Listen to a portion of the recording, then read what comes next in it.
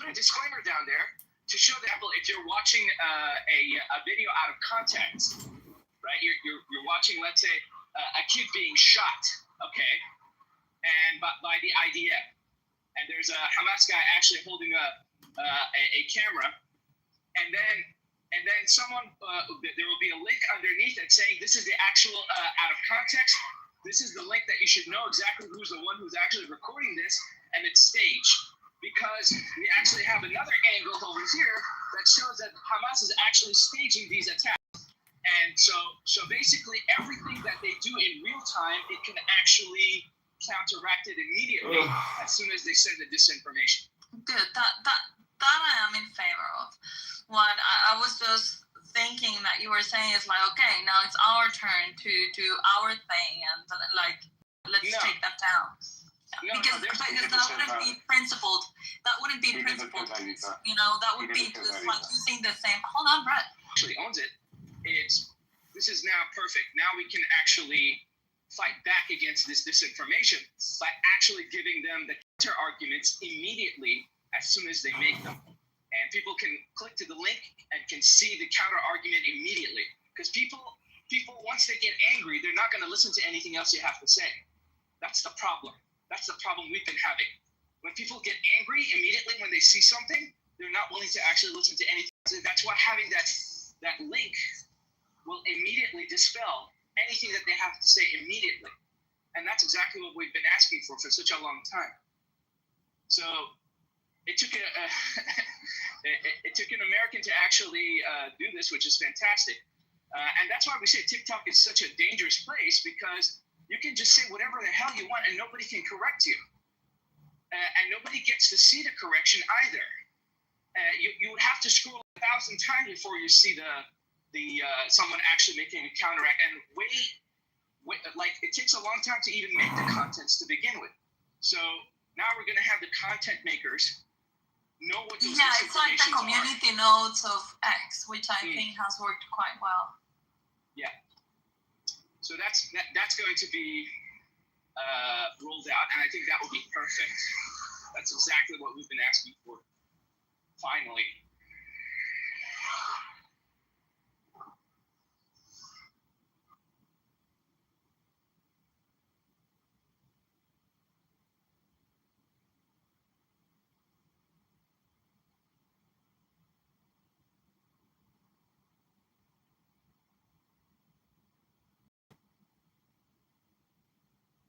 Awesome, dude. I think, like you said, it's not to share propaganda from an Israeli. They are squatting all over in small groups so that we're not centering on one group of people. And they are also putting, you should see on some of the rooms, these beautiful pictures of themselves without their formal wear.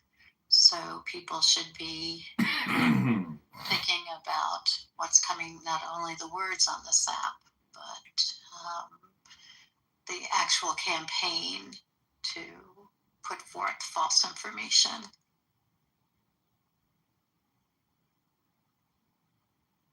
Definitely, there can be misinformation about Islam or misinformation about what's happening on the ground in Afghanistan. It's not just about Israel.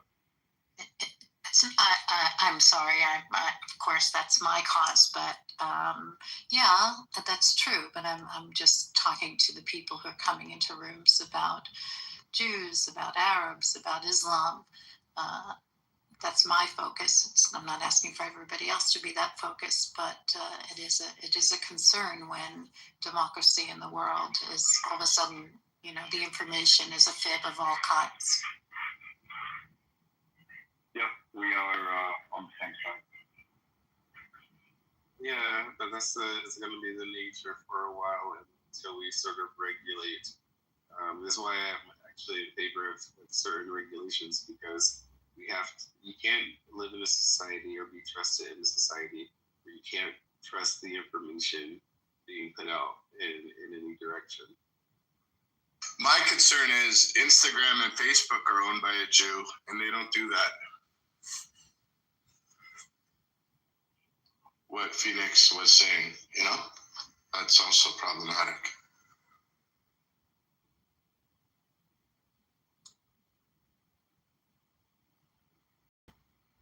That's because freedom of speech has become a quandary now. But to the title of the room. Sorry, go ahead.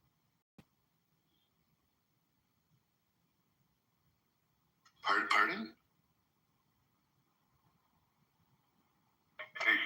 Can you hear me clearly? No. Oh, sorry, dude. Can you hear me now? A little bit, yeah. Sorry, go ahead. Okay. I said, haven't they already done that to September 11th? Didn't they react in a similar way? Yes, but I'm saying, so the question is, well, it's not the question.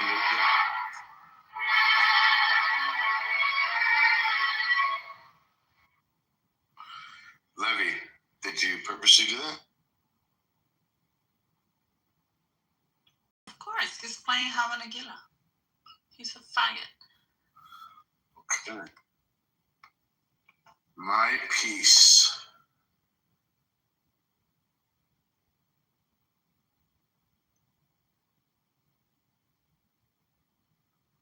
The thing is, though, when somebody goes to war, the objective is for the other person to give up, and then there's a winner and then there's a loser. Does anybody think Hamas will give up? No, I mean, they say it themselves that they will sacrifice every last child in Gaza to win. They don't care. It'd be cool if they gave up. It'd be awesome if they gave up. I know. But and the people that are in here. But it's all Jew, the Jews. And I'm like, fuck, man, the last I checked, there wasn't just Jews in Israel. There wasn't just Jews in Israel that want to live.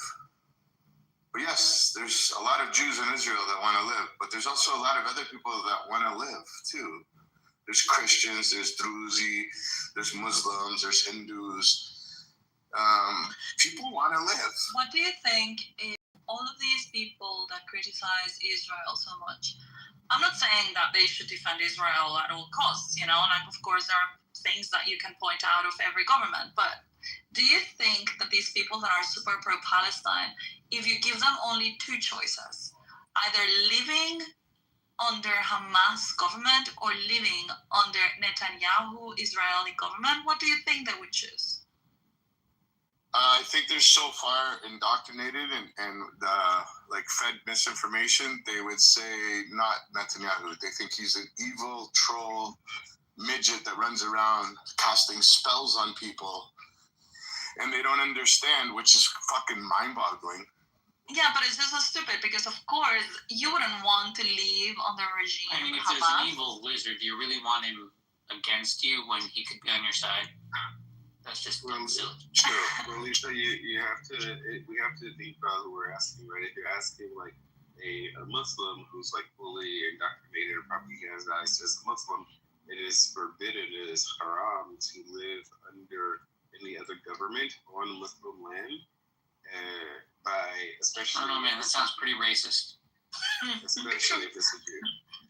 But if you're talking to a Westerner who sort of, then their perspective is that it could be that the Jews stole the land, and so why would they want to live there while the Muslims are so peaceful and great? Which I think some Muslims might be great, but not Hamas. But I think back to Issa's question, for the rest of the room, what do you guys think? Even if you want to type it in the chat, Bibi or Hamas, who would you rather be ruled under? Is this a question? Who's asking this question? Issa. No, I'm just saying. No, because the world's crazy. I understand what she's saying. She's saying hypothetically, the world works still. Yeah, just explain to Daniel. So the world's so sick right now. Oh, you are okay. Sorry. Go ahead. Even the people who think Israel is the biggest trash, evil place in the world, would they rather live under Hamas or would they rather live under what they consider the most evil, shitty place in the world? I think the answer is clear. Actually, it will be interesting to listen to those people that think that Israel are demons and the Israeli society is like where would they prefer? Yeah, it's like if you ask Diego, like honestly, and it's like, okay, Diego, if you have the choice to go live under these evil, rubbish people that you talk about all the time, the Israelis, or you have the option to go and live under Hamas, what do you think he will Freedom do fighters. with his children and with his everything, you know? Yeah, one is freedom fighters fighting for democracy and human rights, and the other one is a genocidal, starving demons. Like, who would you prefer to? I've seen numerous YouTube videos of interviews on the street, especially within the LGBTQ, and they've asked that exact question, and the answer is Hamas. I've heard it over and over again on YouTube. That's fine, but do you even know that they think? Do you even think that they know who Hamas is and what actually is Gaza?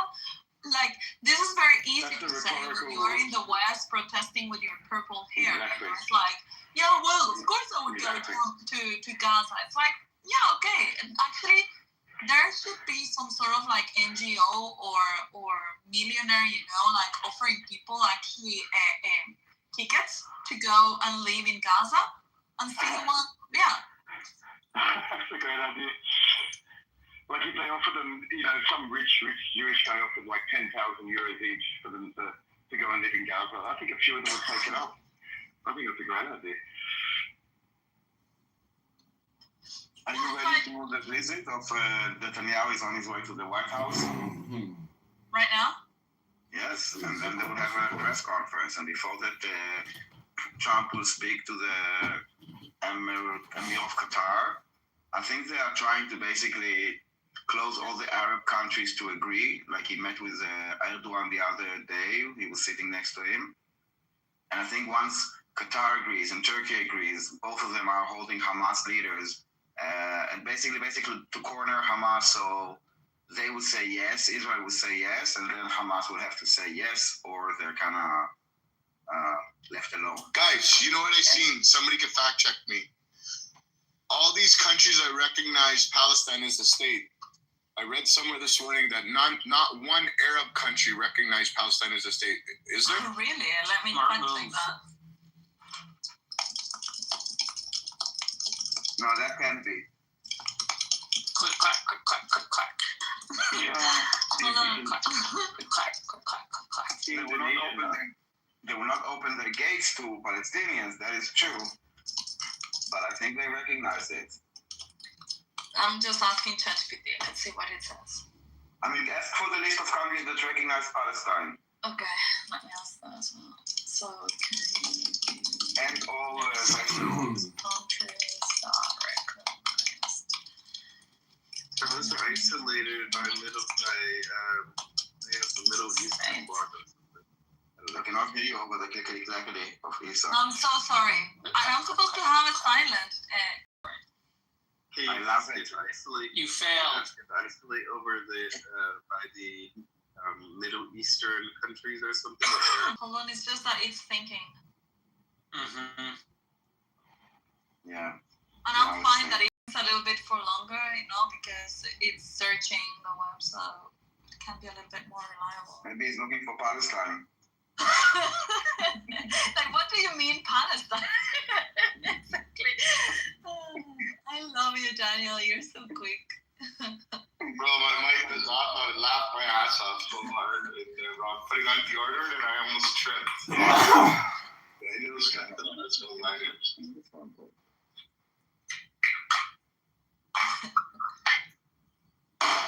Yeah, I was watching the speech of Netanyahu at the UN over the weekend, and because I didn't have the chance to listen to it before, and I was amazed that everyone left the room. I'm like, these are just children, you know, these are children incapable of listening, even to understand. You don't need to agree with Netanyahu. You can boo him if you want, but why the fuck would you not be professional and just stay like an adult, you know? Because they don't want peace. They don't want peace. It's like babies doing tantrums. It's absurd. It's like, and then you people are the ones saying and condemning war war. Well, guess what? Because of these attitudes, that then you have war because you're incapable of talking to each other. Did we find an Arab country that recognized Palestine with the list of countries that recently recognized? Hold on, I'm asking. So I was waiting first for the first one. It says if by Muslim countries you mean Muslim majority states, about 50 worldwide, virtually all have recognized the state of Palestine. The only clear Muslim majority exception is Kosovo. Kosovo is not Muslim, is it? Which does not recognize Palestine and isn't a UN member. By contrast, Albania, also Muslim majority, does recognize Palestine. No, but I mean Arab states, right? So, Issa, the thing about the UN, just to go back to that, the UN is a performative body. And like international diplomacy in that way is a lot about the performance, right? You don't take the meeting, you block a visa, you walk out of the room. Like this is all they have. If they want to protest, that's all they have in the diplomacy world. That's all there is. That's not true. What else is there? Listening and talking to the people. No, but what I'm saying is, not if you wanted to protest, I'm saying the only thing that you have, you could sit and listen, right? Or you could walk out. I remember actually there was a similar discussion at APAC conference when Trump was in 2016, when Trump was the candidate. The more liberal parts of APAC who were in attendance had a whole conversation about do we stay or do we walk out? It was a whole conversation. Yeah. You know, I was at that conference and I stayed and listened. Walking out is refusing diplomacy. so Exactly my point. Like you can refuse to listen, and that's fine. It's your choice. But it says a lot about where your mindset is, right? Because that is exactly what Maxad is saying. Like walking out is refusing diplomacy. Is saying I cannot talk to you. I think it's the edge. I think it's the extreme at one end of a diplomatic behavior. It's not diplomacy. It's just the extreme edge of diplomacy. I get it, Caleb, but the message you're sending even to people that you're representing in that room, which is your country, is like, yeah, it's all right if you don't want to talk and you want to punish them. That's what they wanted to. That's what they wanted to communicate. Wait a second. That's what they wanted to communicate, and they were successful with that. Yeah, but it's childish. It might be childish, but I'm just saying, Sam, just 1 second. It might be childish. I'm just saying it's well within the realm of like all kinds of diplomatic behavior, and we shouldn't be surprised at it. Yeah, but I'm sorry, Sam. Yeah, Caleb, I understand what you're saying. What I am just trying to convey is that this is not, diplomacy in the end, yeah, it's getting up is a way of communication. But diplomacy is about being able to discuss things and negotiate things and not agreeing, but being able to talk. They don't need to be your friends, but you need to be able to communicate with them. If you don't achieve diplomacy, then the alternative is war. So they are in those roles, they are diplomatic roles. If you aren't capable of dealing with a difficult conversation in your diplomatic role, maybe you're in the wrong position. Sorry. I don't disagree, but I'm just saying we're agreeing, right, that there are broad behaviors that still count as diplomacy. I'm just saying not talking is a tactic within diplomacy. I would say, I've heard Zed say this before, right? War is just violent diplomacy. It's a form of diplomacy. I wouldn't necessarily call it violent. It's a form of communication. Yeah, yes, it's a form of diplomacy. It's a form of communication, but it's not it's diplomatic. basically forcing your opinion on others because they don't agree, basically. Yeah, the whole point is like, I don't like, okay, so if we Google define diplomacy. Okay, so is the profession, ability, or skill of managing international relations, typically by a country's representative abroad. So it's about managing and international relations. It's the art of dealing with people in a sensitive and tactful way. So that is diplomacy. If you are in a diplomatic position, you're expected to have the skill to speak with people you don't like and to have difficult conversations. That's the reason why you are diplomatic or a diplomat. If you don't have that skill, then you should not be in that position. Otherwise, you're just doing a tantrum. But unfortunately, the constituencies of those countries wanted those representatives to actually walk out. That's how childish they are.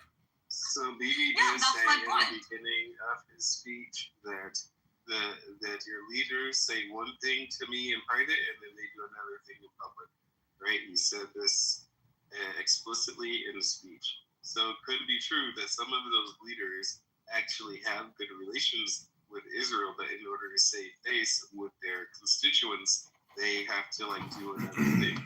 And that's racist. Behind the scenes issues that may take place. I don't know 100%. I just know what I heard, and I know what I saw. I agree with you, Sam. I am sure that there must be some sort of relationship, with Israel under the table, that not people see.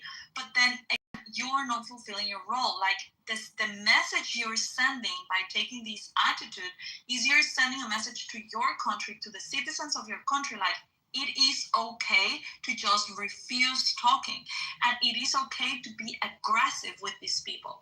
So it's not setting an example, and it's the whole purpose of these type of conferences or gatherings or whatever is precisely diplomacy.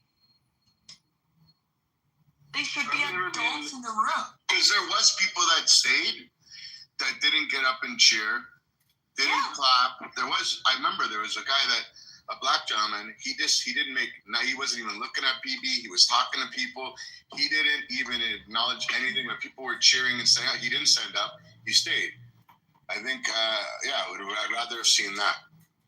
So I've never been like the biggest fan of Netanyahu as a leader, I guess, but personally, I don't have a problem with certain aspects of him, but he hasn't managed to deal with sort of negative or whatever diplomacy with Jordan and Egypt and Turkey for a very long time, right? Like they have like their frenemies. They kind of hate each other. There's some sort of proxy war, whatever elements. But they're still able to do other types of business together. So I think Bibi is just like very used to handling that type of thing. I don't know what might come of it, but I think that is just sort of a reality that he has had to deal with over the past like 15 to 20 years. Yeah, that's good. But again, diplomacy is actually that. Precisely, they're expected to do that. In fact, here it says, the 4 core principles of diplomacy are negotiation, communication, building relationships, and promoting interests. If you cannot do that, if you don't have those skills, you shouldn't be sitting there. And diplomacy is, again, it's like an alternative platform for war. That's the reason why Trump goes and speaks with the North Korean leader or goes to China or goes because if you guys don't speak, you're going to fight because there will always be conflicts, always. But you try to speak and manage those conflicts in the best way possible so that you guys don't blow each other up. Yeah, but this is like a speech, and they can always listen to the speech later if they really want it. It's not really like a negotiation with them. I know, Daniel, but again, it's what they are showing, to their constituents, to the people that they are representing. So it's giving a green light. It's giving a green light to the evil people to actually, I don't know, for example, to go and attack Jews, to tell Jews how nasty they are, So this type of behavior, what it does is it encourages bad attitudes from their constituents. No, they are in the belief that Israel is committing a genocide and that they are worse than Nazis, and basically Hitler is coming to speak, and if Hitler comes to speak, they would walk out. This is in their mindset, okay? Like they're in that level of like, and I get it. If they actually believe that Hitler would, like, I would also leave the place if I would, for example, be Israel and Hitler would come and speak. But yes, in their mind, this is what is happening. Yeah, but actually, it's not like an of course I would leave if Hitler came to speak. No, it's like, okay, if you could prevent Hitler from doing all the evil that he did, wouldn't you give it a try? Yes. Well, this is a form of protest. I guess like when Hitler will come to make a speech in the UN, we're not really having a conversation. He speaks, and I'm the Jew. He will say, and then I will speak to him and address what he said. I just need to sit there and absorb it. No, but Honoring him. if by showing not respect to what he did, wouldn't you give it a try? Yes, but I don't think that while making a speech, this is my, like when he's making a speech, my attempt to stop him is by not giving him, for example, legitimacy and leaving. And Yeah, I can have a conversation with him later. He's looking at you and he sees that at least you're a respectful person, and then when you want to speak to him, he will be more engaged with you when you have a conversation in private. I mean, getting off of this stage, you know, when Netanyahu was talking, it sends the message of like, we are aggressive towards you. So how do you think that Netanyahu will react next time he's alone in a room with them? He will remember that we're all human beings. We're driven by emotions. He will remember that situation. He will not be in a room with them. Those are like delegations of the UN. He's meeting like leaders, and none of the leaders is sitting in the UN. Yeah, but again, they're representing them. Yes. They're representing that nation. That's my point. Listen, I'm not saying it makes him. Like him. Listen, Erdogan, what he said is way worse than his delegation leaving, for example. The leaders are saying way worse things about Netanyahu, like publicly, specifically about him, not just like turning their back on him. Like literally, I think that Erdogan compared him to Israel. Yeah, but and all I'm saying is that if we want adult actions, we need to also create adult behaviors from ourselves. It's not the place for the UN. Yeah, well, the UN is a farce, you know, like I don't believe in the UN. The UN has zero power. They're super evil. They actually are pushing the interest. I mean, they're biased. And so they are not a neutral entity. So the UN shouldn't even exist, you know. It's just trying to put... The UN is a joke, yes. Yeah. So, yeah, I know, I don't respect the UN, but like what the whole world is seeing is that these guys don't have any type of consideration. And yeah, I'm not saying you should agree with him. But you assume that the UN or they want to like negotiate or reach peace or whatever. I mean, the UN is all about those condemnations and like strongly worded letters and like meetings and like it's all about these performances. And I don't disagree with you. I don't disagree with you. Yeah, I think this protest is part of the way that the UN works. Hey Jeff, I just want to say hi, but hold on, I have a video to play. We don't say that Islam is here to live, you know, to coexist with lots of different religions, and all of us can just hold hands and be friends. This religion was sent to dominate the world. It was sent to be superior, to extinguish the light of every other religion and to be superior to it. We're not shy to say it, and we don't find that to be something that we should be shy to say.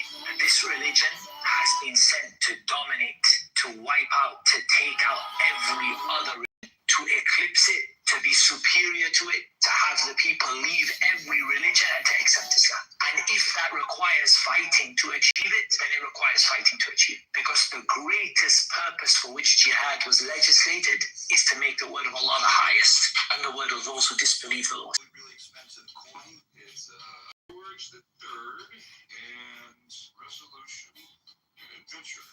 Sailed from England, 1717. I don't know who said that, but true words could not have been shared. Discovers what appears to be. It's one to look at. I'm going to call the rain man. And Adam, you are correct with the numbers. I could see to your point. It's since 2009, over 100,000 Christians were killed in Nigeria. Sorry. Yeah, it's in the last 10 years, right? It's not in the last few months. Yeah, I was very surprised. Like, that would have been like horrible if in the last 200 days or 120 days they would have killed 120,000.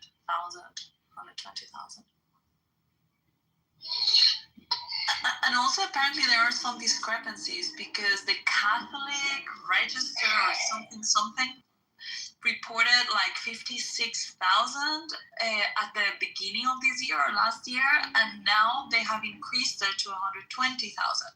So it seems like there have been, I don't know, some misreporting or something's going on there with the numbers. But yeah, it's still, even if it's just 50,000, it's a shitload of Christians killed, given that there is no war. You know, it's just like pure persecution for your religion.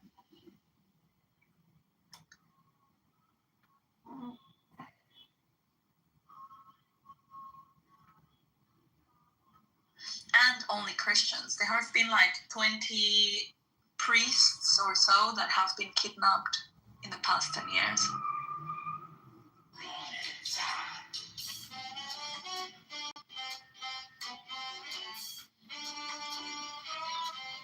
Hello, Jeff.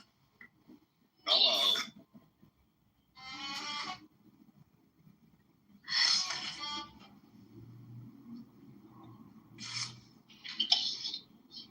Here it says that the Nigerian NGO Inter-Society claims 52,000 Christians killed since 2009, and that was reported in April 2023. And in a newer report from August 2025, it asserts 125,000 Christians killed since 2009. So they have more than doubled the ciphers between the report in 2023 and the report in 2025.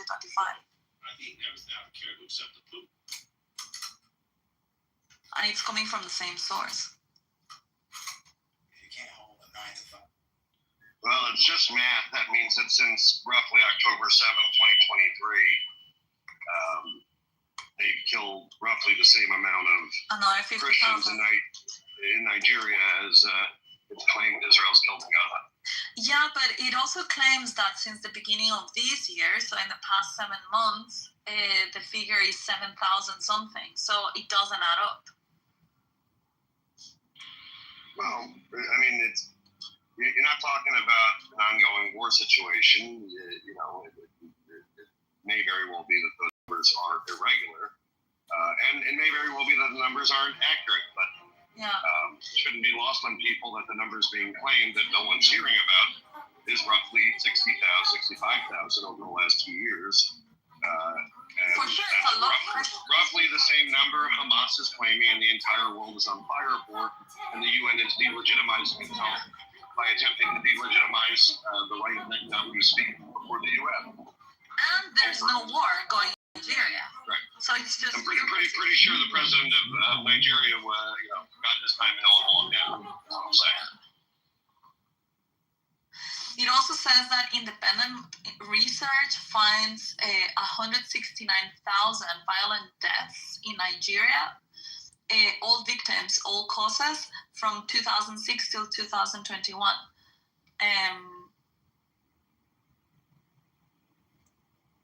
Yeah.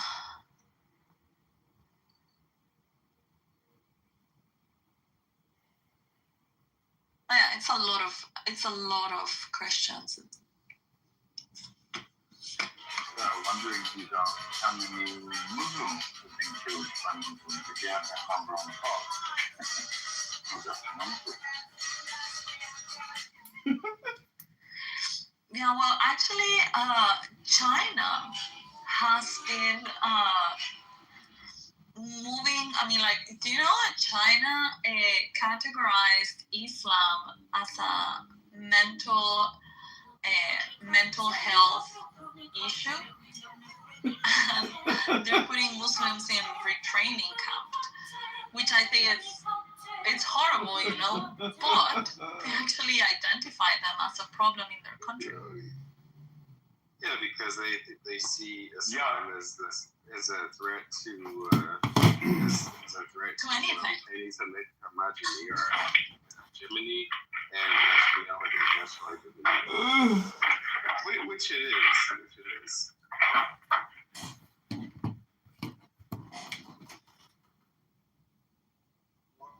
So I'm wondering how effective it's been since.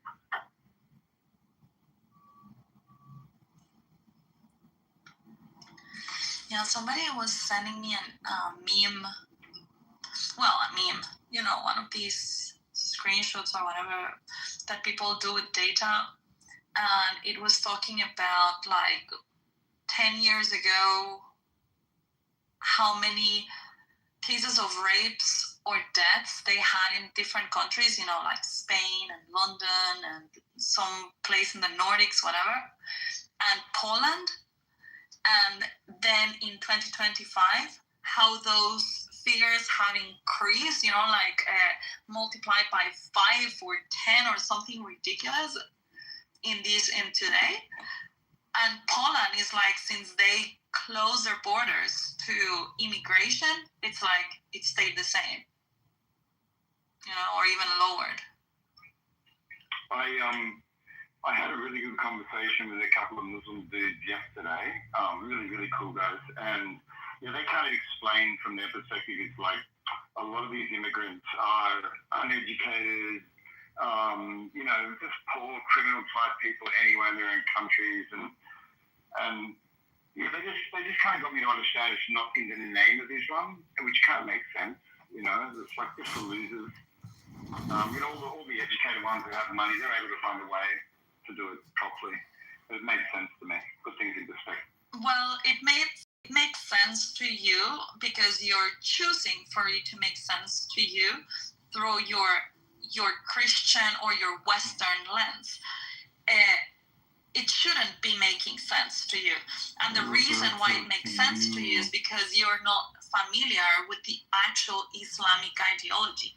Because when you understand what Islam is about and what it does to the people, it's not really true what they're telling you. And I have spoken also with very nice Muslims and actually ex-Muslims that condemn Islam, that condemn Quran. But in order to really understand what they are about, there is no such thing as... Can I respond? When I'm done. There is no such thing as extreme Islam and moderate Islam. There's no such thing. It's all the same. And they have to abide by the rules of Quran and abide by the rules of the Prophet, and they're not allowed to contradict them. Okay. That's a fair statement. However, I'm Israeli. I'm an ex-IDF soldier. I served in the IDF. I'm fully aware of the Islamic, fundamental Islamic mentality, and also I'm fully aware of the issues within Islam, and still I'm saying that. Can you tell me what is taqiyya? Yeah, I know what taqiyya is. And taqiyya is, if you look at I'm Jewish, by the way. I'm Israeli. That's okay. I don't care who you are or where you live or where you were born. I mean, I'm having a conversation with a person, and where you're from or what you did, it's not going to be relevant to our discussion. So just let me know what is taqiyya. Okay. So before we go any further with this, is this a test? So you asked me if I knew No. We're having a conversation about Islam. We have different opinions. So I'm asking you, because I want to understand how well are you aware of these type of tactics? So taqiyya, if you are committing taqiyya, for example, if I'm a Muslim guy and I believe in the caliphate, right? And someone asks me if I believe in the caliphate, if he lies, if he commits taqiyya for that reason, it's a sin. If he's under the threat of death, then he can commit taqiyya, and there's a few other reasons when they can do it. So, I only learned this through conversations with other people as well, not just Muslims. I'm saying, by the way, we're on the same side, man. No, listen, I'm not trying to put you on the other side. I'm just saying that you are defending something, or you're defending maybe a Muslim group, which I understand. I mean, we don't want to devilify the people that we like. But all I'm saying is that Islam is an ideology that is very incompatible with the values that we aspire to have in the West and what we represent. And yeah, they are incompatible. And the only reason why those Muslim friends were able to say that is because they probably are protected by the laws of the land where they are living. Because Sharia law would never defend any other opinion that is contrary to the Quran or to the Prophet. They are only able to be quote unquote moderate because they're living in a place that has them safe. That's great. I just, no offense, I feel like you're kind of arguing with yourself. You're not. It's all good, man. You guys have to shut up this session.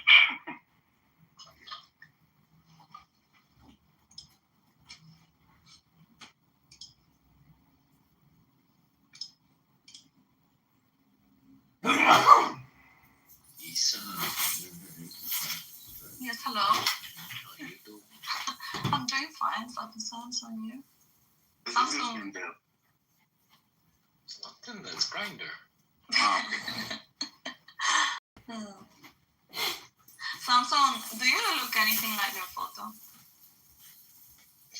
I'll tell you what, I have, let me look.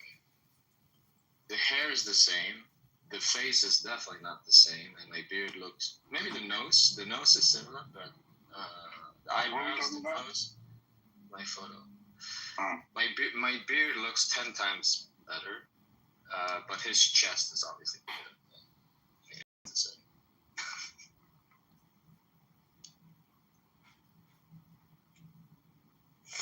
Isa, I was noticing you were talking about different, let's say,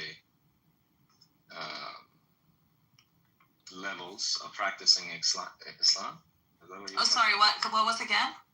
Like different levels to which extent you can like practice Islam. Is there such a thing as like a modern Muslim, extreme Muslim? I don't know. What do you think? Definitely there is. Yeah, in the West. What, modern Muslim? No, even in Muslim countries. What, Yeah, moderate? Yes. I mean, I don't know how What is a moderate You Muslim? mean like for example the Sufi Muslims? Yeah, they have a different version of Islam. However, they are not recognized as Muslims by the Muslims. They reject Sufis, for example. No, but that's not what I'm referring to. How can I explain this one? If you look at a country like Bosnia and Herzegovina, okay, many people are shocked to realize that half the population are Muslim. They're like, wait, what? Yeah, I was shocked today as well to find Kosovo was one of those. Kosovo is majority Muslim. Albania. Yeah. Albania. I didn't know this actually.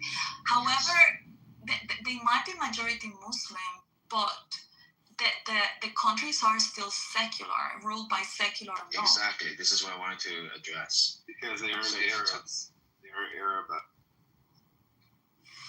Yeah, even Turkey tried to develop some constitution like this with secular law, but they do have quote unquote secular law, but it's limited by Sharia, meaning we're going to apply as best as we can a secular approach, but we're not going to cross these lines that would imply a crime under Sharia, like for example, criticize Muhammad or criticize the Quran. But if you don't cross those fine lines, then everything else will be secular. Yeah, and not eat pork. Yeah, exactly. So, but they still, like, Turkey still has, like, these elements, Sharia. That Sharia is not embedded necessarily in the constitution, but they set the framework, making sure that within the secular law, you are not crossing those uncrossable lines, of Sharia. No, I hear what you're saying, but I mean, looking at all the Muslims I know, and the ones that I knew that no longer exist, no longer with us, I can say that most Muslims I know personally in the West, like, they are somewhat secular. But because they can be in the West, Samson. That's my point. I'm not vilifying Muslims. I'm vilifying the Islamic ideology. Can I help? speaking of Muslims who are not reformed, I wanted to welcome Amir to the room. Amir, it's been a long time. Welcome to the room. Thank you for joining. Let us know if you want to contribute. Thank you, Amir. Goes out of here. Yeah, so let me help with your point. I think what you're getting at is among Jews and among Christians, you have legitimate. You will never find that in Islam. You may have people who are radical and observant, who are good Muslims, and you may have people who are secular, who are bad Muslims. But you will never find the first liberal mosque of Islam in Detroit, Michigan. No, neither will. But you are allowed and actually encouraged to challenge the Bible, to ask questions, to think for yourself. That's not something that happens in Islam. Isa, I think you're getting stuck in the maestro. Another way to put this is I would challenge anyone who disagrees with you to make a list of their top 10 favorite liberal, innovating imams in the world. It's very hard to compile that list because maybe there's only 4 and 3 of them were murdered last year. There was one in South Africa, was gay, and he was killed. Well, they don't have space for Quranic. They don't have space for Quranic criticism, and even in academic Islam, there's very little Quranic criticism in the same way that there's been biblical criticism. But to be fair, it also took a long time to develop in Western society. It just so happens that it was a long time ago. Yeah, I think the distinction has to be made, Samson, between liberal and secular Muslims and liberal and secular Islam. The latter does not exist. It is a fantasy of people who have been infected by a Western projection onto their values.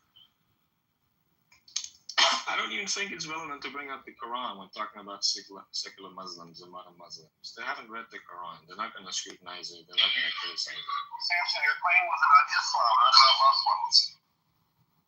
No, I'm going back to something that Isa was saying earlier.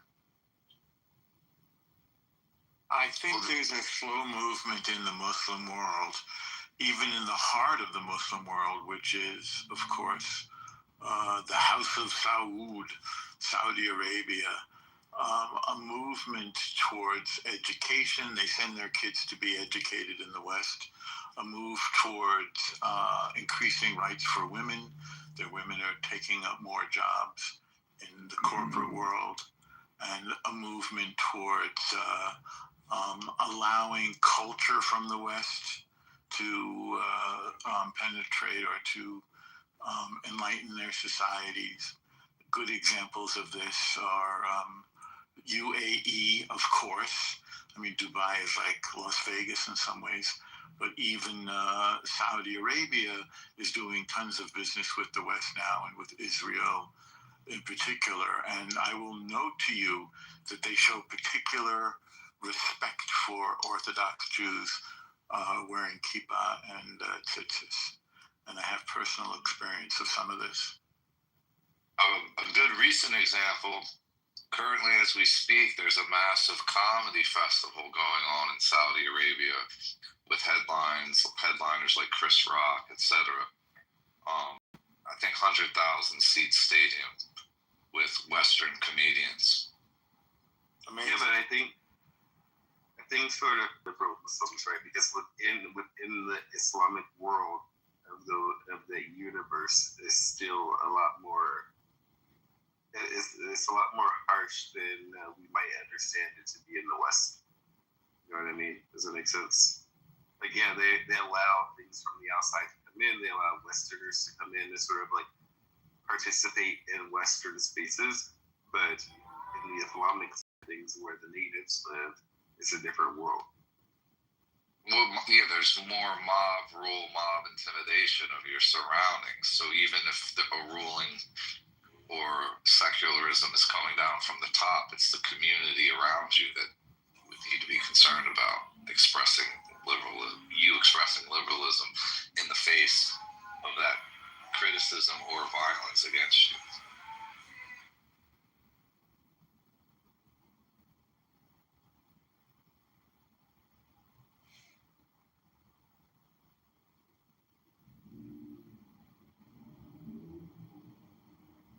think we'll be seeing a Muslim country like Israel, where we have female rabbis and also,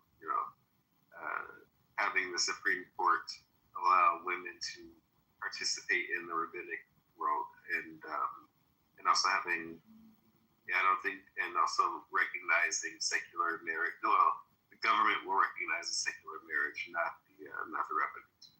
So I don't think that there's a Muslim country quite like that yet, or probably will be, even Dubai or. But that's the religious practice, Sam. I'm talking about the broader society outside of the mosque and the openness to Western evolution of the culture, modernization, and change. Women taking increasing roles in government, I forgot to mention before. This is happening. There are female ministers and so forth, women ministers in the government. Well, we're seeing that even here. We have Ilhan Omar, Rashid Tlaib. Great examples. Yeah, but Ilhan Omar is that's sarcastic. That's sarcastic.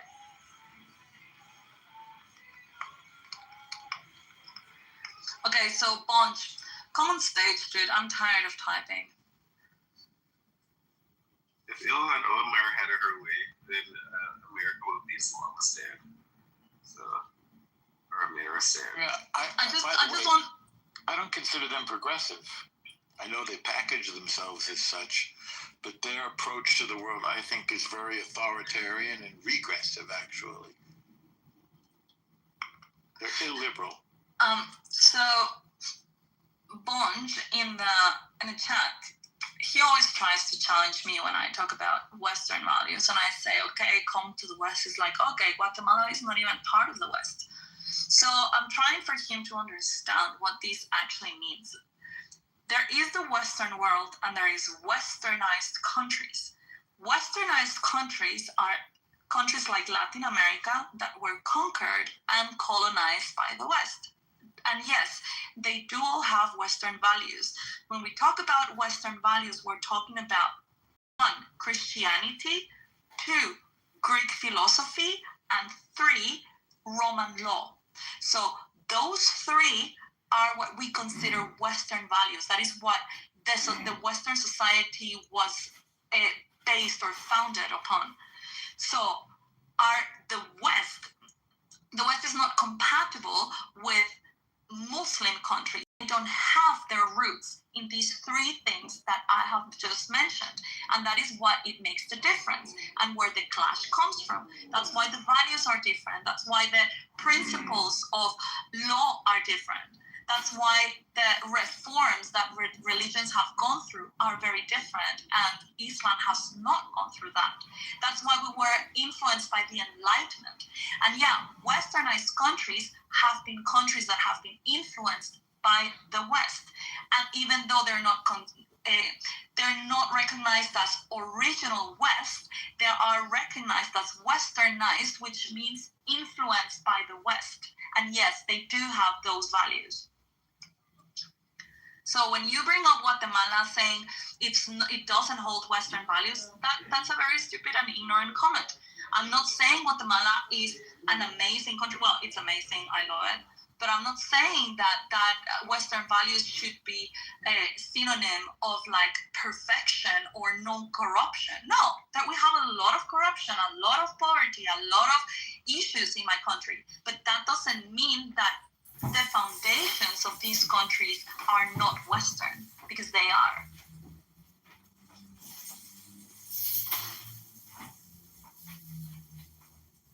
Anyway, I just wanted to make that point, but he's too much of a coward to come on stage and actually make a point other than say, oh, the IQ of Guatemalans is 40, is the lowest.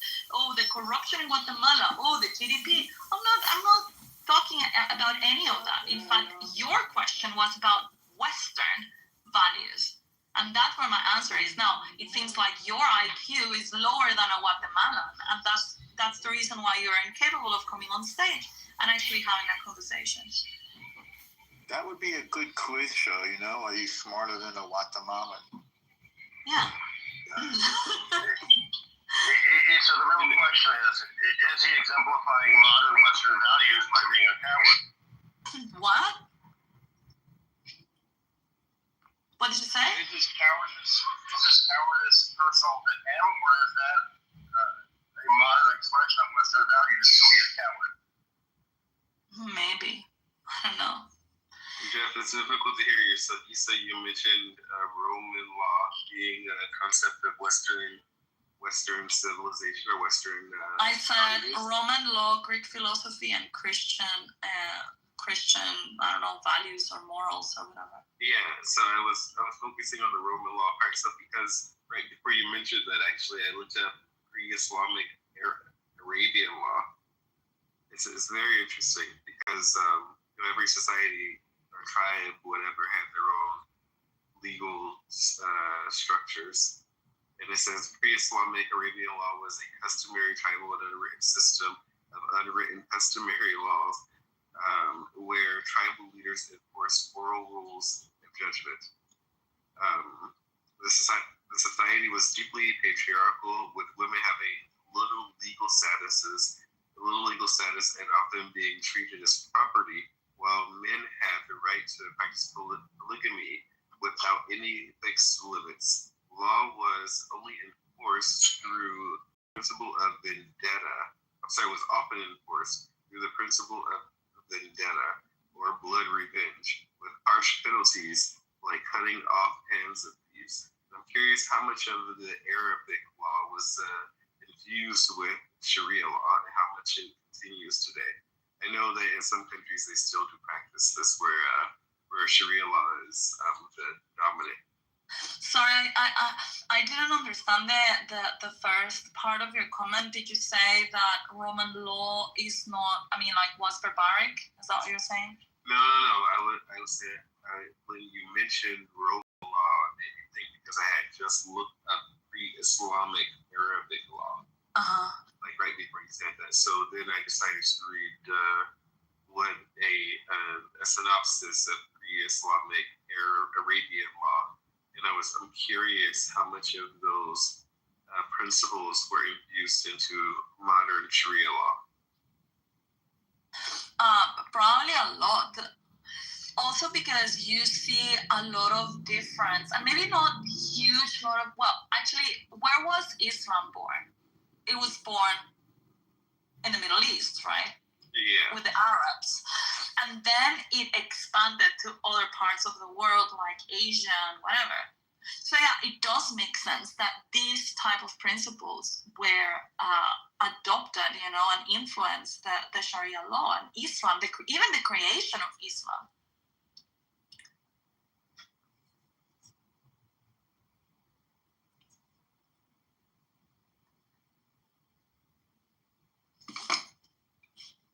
So yeah, for example, when you look into Roman law, those are the principles of private property, of natural rights, of contracts, of, let me look for a list. Even unjust enrichment, good faith, bona fide. That's a concept there. Burden of proof, presumption of innocence, proportionality, equity, abuse of rights limits. All of these are Roman law concepts, that we adopted in our constitutions. Trial by jury. No, this is not Roman, sorry.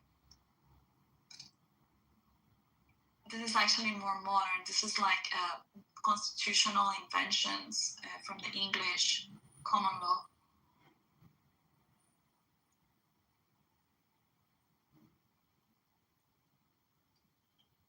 Yeah, some of those principles are also found in Jewish law. At least at least from the perspective of the rabbis, Judaism and Jewish law evolve at the same or similar time. Not too far from one another. So it's interesting. But they seem to share a lot of principles with Roman law. You never know if the rabbis added some of them into it or not. Yeah, but I think that there was some influence as well. I don't know. Look at this clown. He really thinks he can get me riled up by saying, "Oh, Isa, you're not European. You're not white. You're an immigrant. They will never accept you for who you are. Do you agree?" I hear a lot of projection in these words, actually. I don't know. Might be. I'm also going to try to annoy you now and call you a white European. Who is a white European? Me? You are. You're clearly entirely Swiss. Your whiteness is blinding.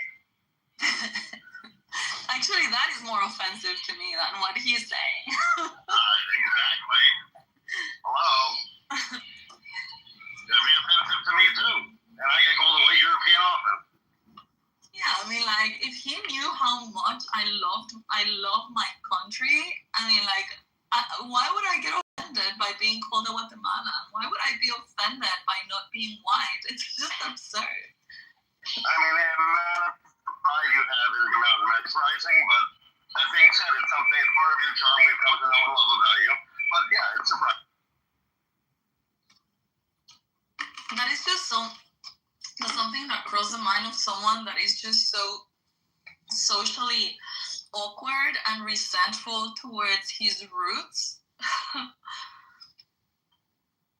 And actually, I am 70% Spanish and 30% Guatemalan. And yet, every time I am being asked where I'm from, I always say Guatemala. Because that is my country. That's where I was born. It's the place that I love.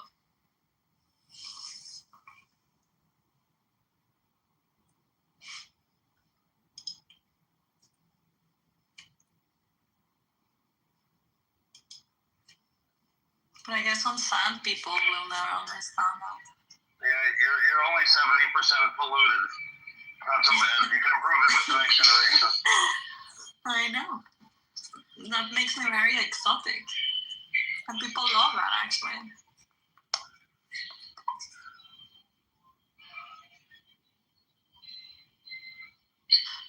Look, he's telling me that I have a housekeeping accent. I mean, of course, he should know how good I am. If he would come to my apartment, it's spotless.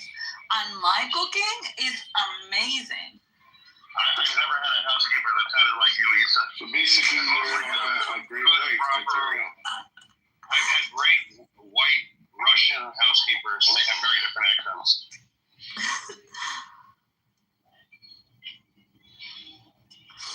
Yeah.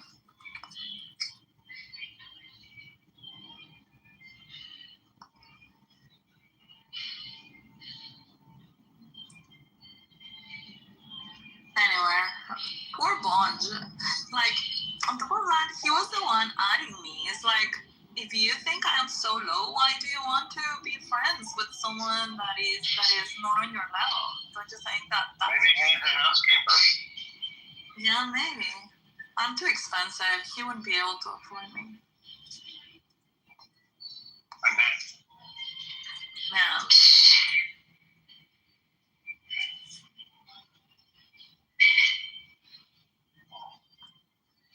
I mean, if he is able to afford my rate, I would be happy to go and clean his house. I'm sure that I will make a lot of money because, I cannot imagine his place to be spotless.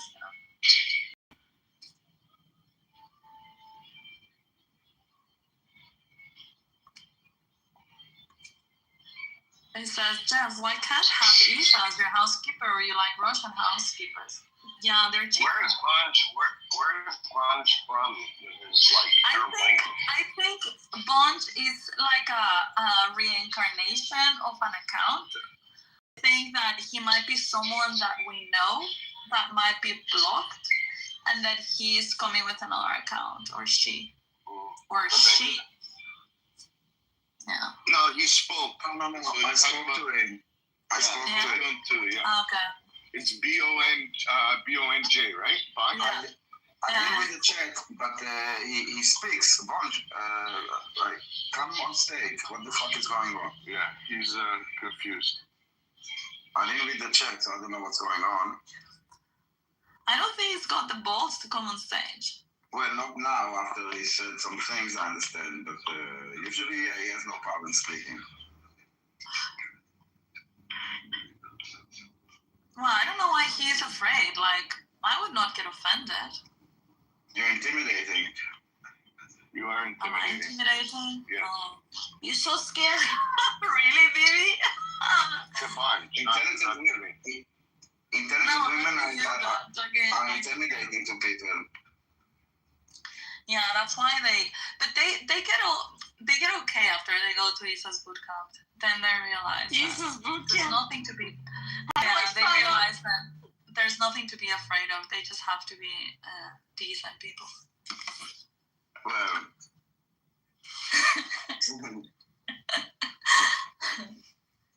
Well. There you go. So now Trump is meeting the Emir of Qatar. And then he will meet Bibi. Oh, nice. Where? In America? Yeah. In the White House. Oh. Yeah.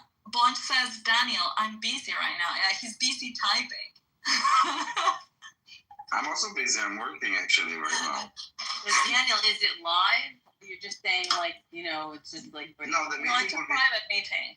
But afterwards there will be a press conference.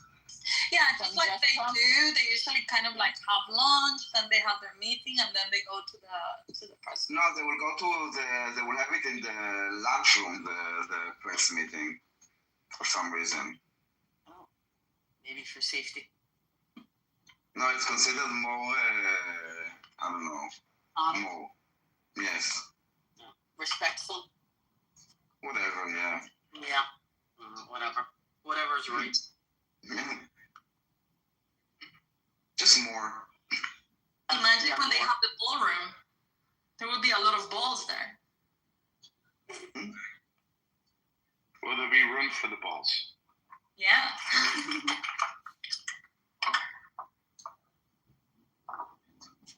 So let's see if Bibi will come back with a deal or not. What do you say? Will he come back to Israel with the hostages or not? Pray. You heard the Houthis attack again, right? Wait, what did you say about the Houthis? I heard there was an attack last night. Yeah, there was a melody. And is it true that they were planning something on October 7th? If they plan something for October 7th? Yeah. Probably.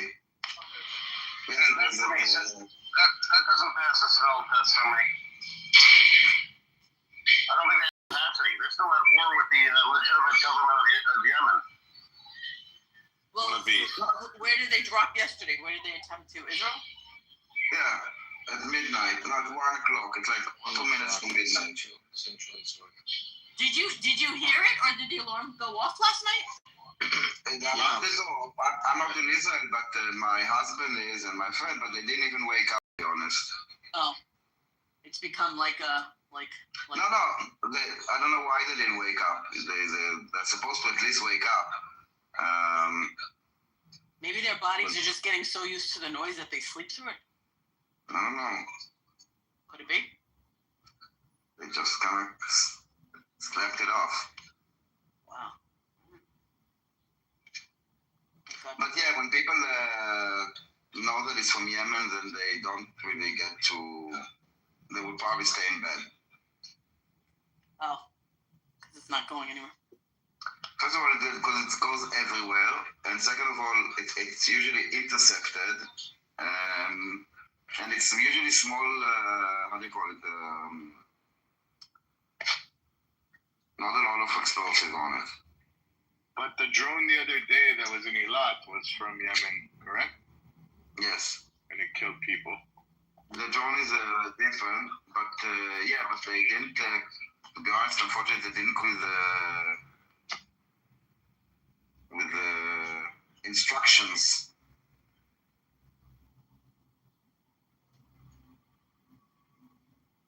You get a lot of time, especially with a drone.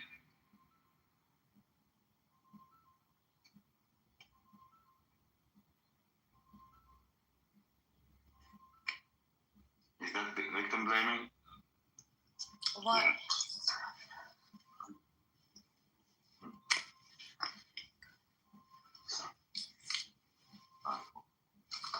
Oh my God. I'm fasting today. Just out of nowhere, is there any particular reason? Yeah, I'm trying to get into like this habit of fasting Do it on Wednesday. of 3 days. Yeah. Do it on Wednesday for 25 hours. No, Yes. no, I'm gonna do it for Sunday too. On Wednesday is Yom Kippur, everybody's fasting, so you can feel like part of the Oh, community. really? Yes. But Yeah, like not well, eating so my nothing. goal is to really be able to complete a 5-day fast. It's a water fast though, not a dry fast like you guys on Yom Kippur. But it's to complete a 5-day fast. Last time I tried last month, but I only made it 72 hours. So I want to see how far I can get this time. But oh my God, it was amazing. Like I have never done like a water fasting, and last month it was the first time. And on day 2, oh my God, it's like my brain was on drugs. Like I was just feeling like speedy, and super focused and very efficient, and I could do anything. It was ridiculous. Like my brain was full on, and I felt like I was high. Yeah, it makes you super alert. What? It makes you super alert. Yeah.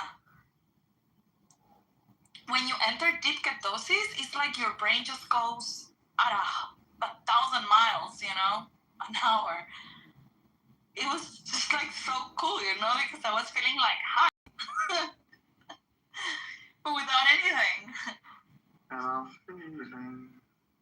So your body is like eating up your fat. So yeah, that's what happening. Oh yeah, my brain works much better when it's burning fat and not glucose.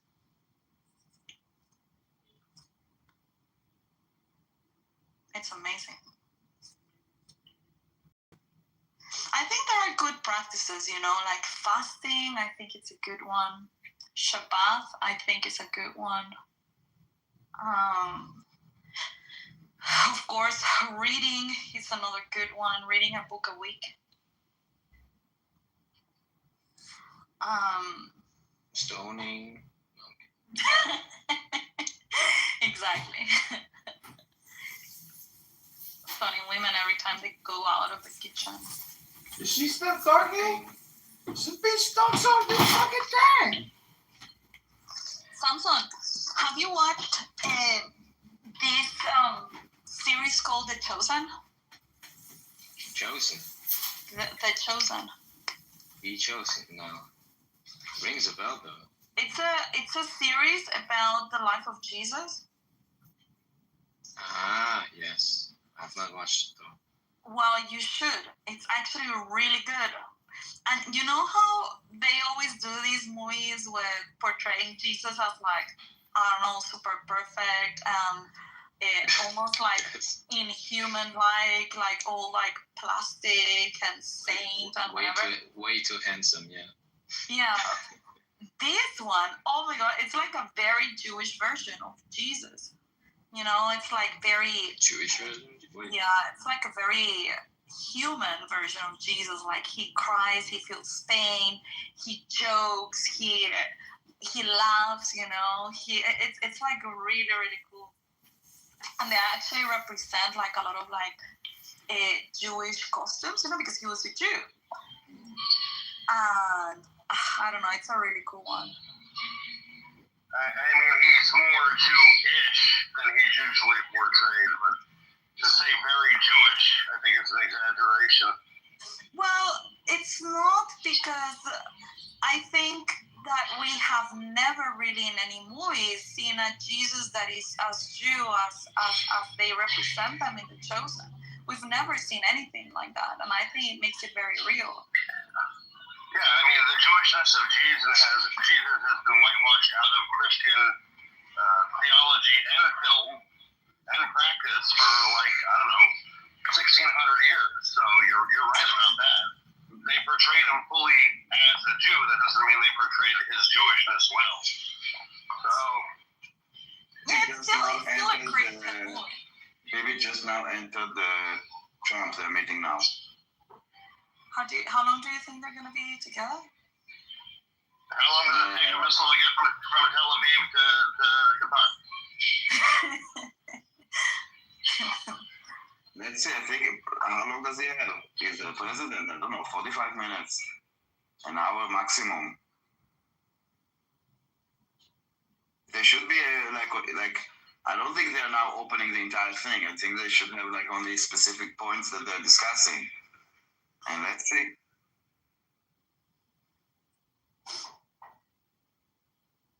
Yeah. Well, I think everybody should watch that series. It's actually really. The schedule is that they will have a meeting with 4 eyes, like just the two of them, then a bigger meeting, and then lunch, and What's then the two of them with 4 eyes? just Bibi and Trump, and then a bigger meeting with more people at a time in 2 hours. That's a long day. Candace is already claiming it's a conspiracy that she wasn't allowed in the 4 eyes meeting. Did you see Candace Owens' interview with the Hollywood guy, the sex trafficker or whatever? What's his name?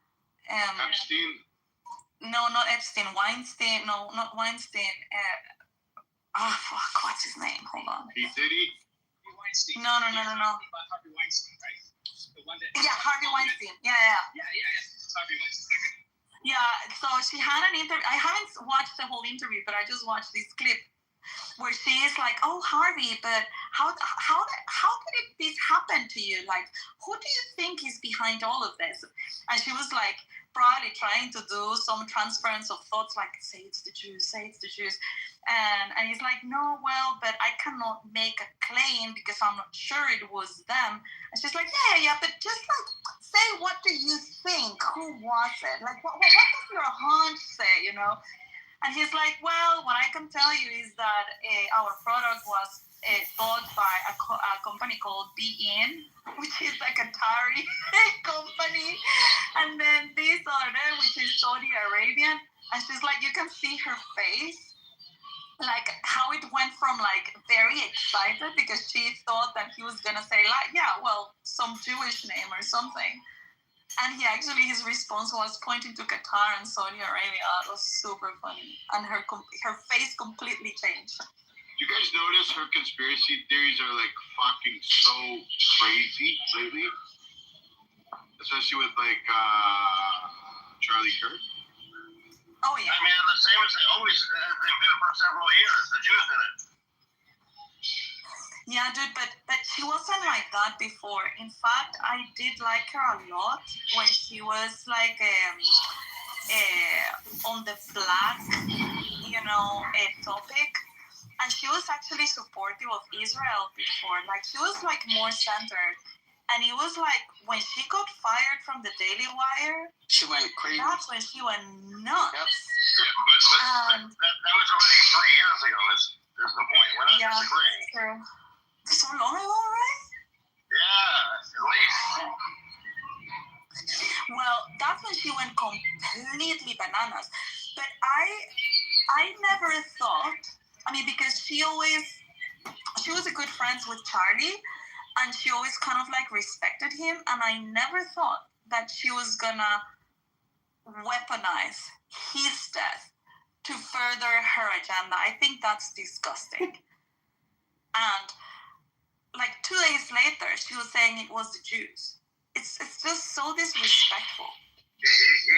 Literally an hour and a half later, she released her first video.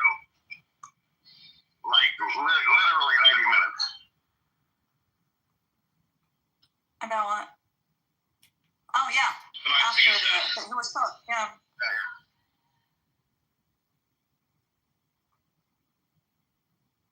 Yeah, it was even because let's say that what she thinks it's true. Let's say that her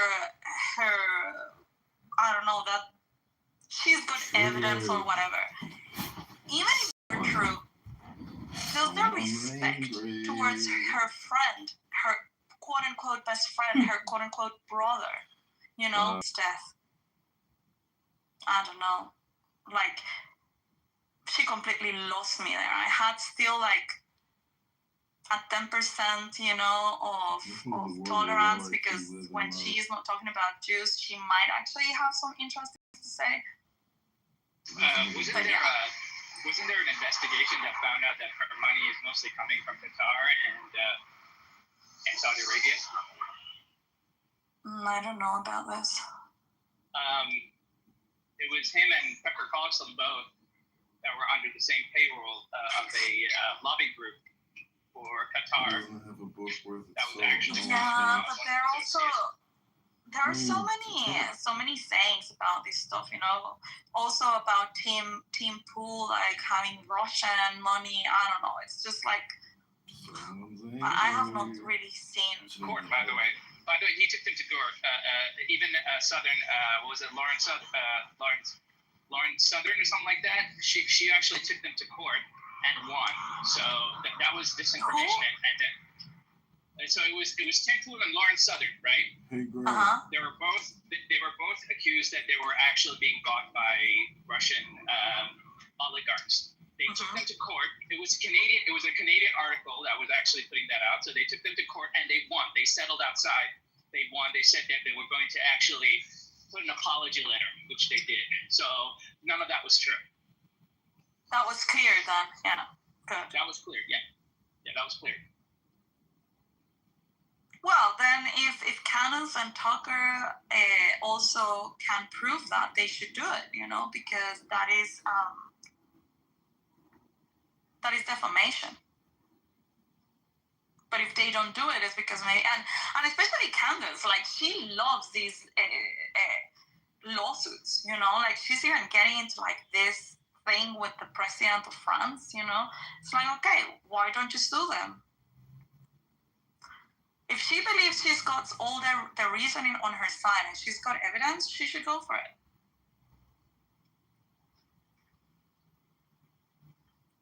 Also, this theory that she's putting forward, you know, that it's like, oh yeah, well, they killed Charlie because he was starting to open his eyes towards Israel and he was changing his mind. That's all bullshit, because she was also supportive of Israel before, and look how far she's gone right now, and she's still alive. Like, if that were the case, I mean, isn't she proof actually that that's not a thing? No, you have to understand the way the patriarchy works in America. Israel would never kill her. She's a woman, and no one listens to her anyway.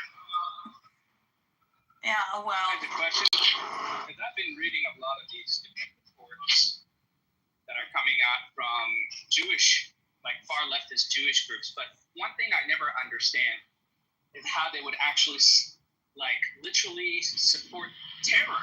Like, that's one thing that like, for example, I'm reading this report from B'Tselem, right? Now, I can't for the life of me think that these people are not either doing some form of treason or not. I mean, they're the ones who are actually also perpetuating genocidal talking points. Like, they're even saying that it wasn't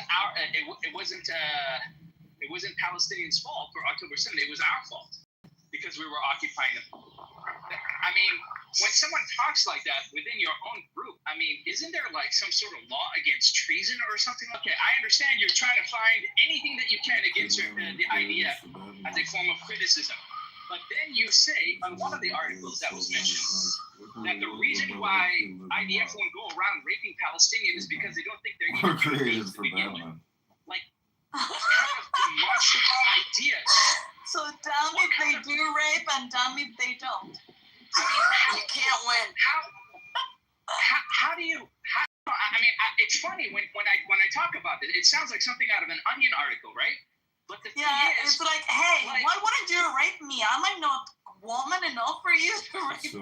Like, But what kind of situation is that? But the fucked up thing is that actually comes from a report in the UN Committee on Women and Progress or whatever it's called. Wow. They actually put that in the official report that the lack of rapes by IDF soldiers against Palestinian women is proof of how Israelis dehumanize women to the point of not even being willing to rape them as normal soldiers would. My question is discrimination. how do you have such demonic human beings amongst yourself? I mean, how is this not treason? That's my point. How is this not treason? Because I don't know what else to call this. Phoenix, because part of the values that we uphold as part of the West, which Israel is considered of, is freedom of speech. And the freedom of speech is having the ability to speak against your government. And that is not treason. Now, if you are saying something that is untrue, the government or whoever has got the ability to go after you for defamation. But freedom of speech is something you have to allow in an absolute way. Otherwise, well, you see what happens.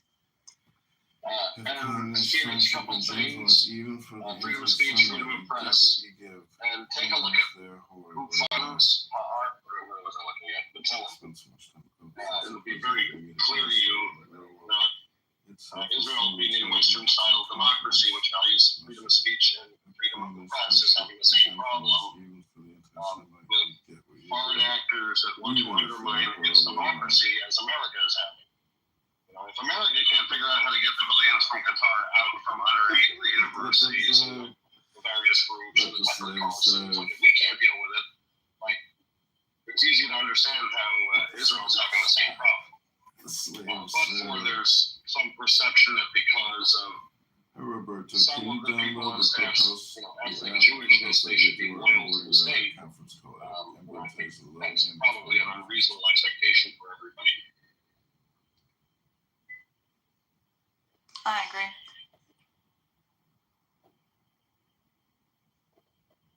Yeah, so that's not treason. Treason means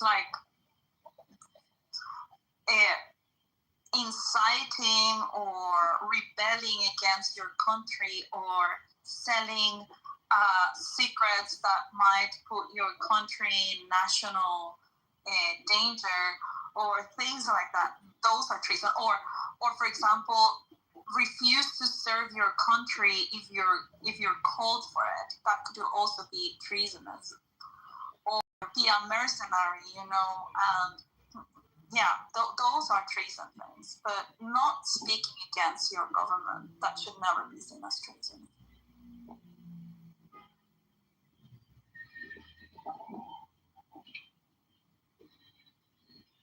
I've never actually looked to see the funding of some. It's a who's who of governments and organizations that hate Israel, basically.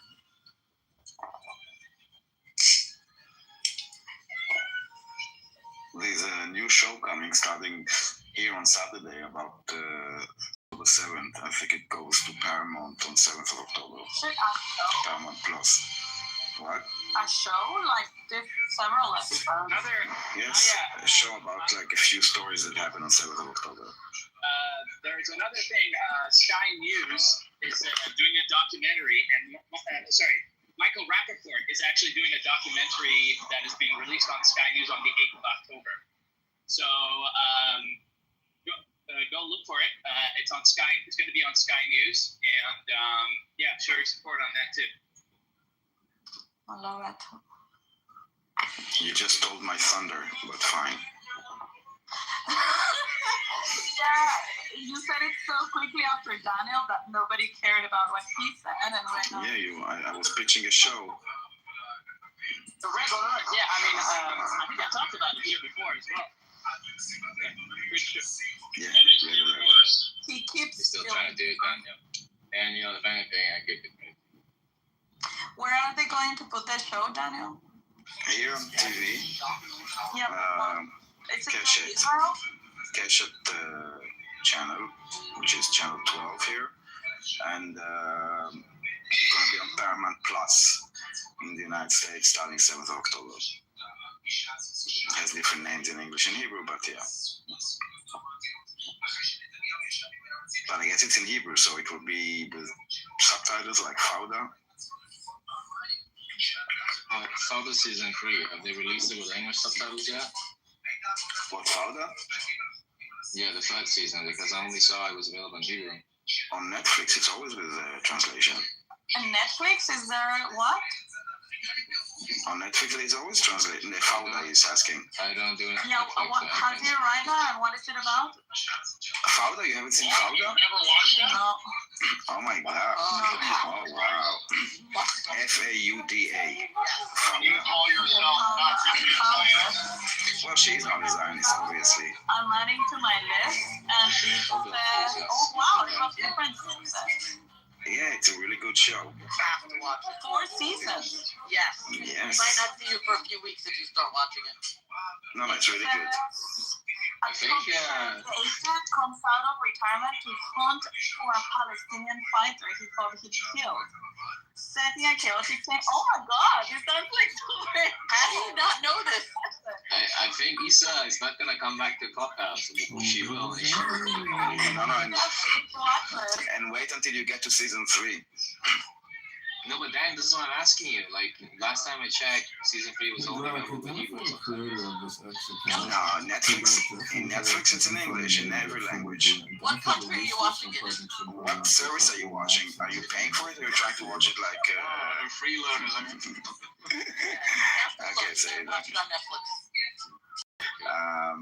Well, I don't know how you illegals watch it, but I'm sure that's sometimes in English. Illegally, the official Israeli website. Using Israeli.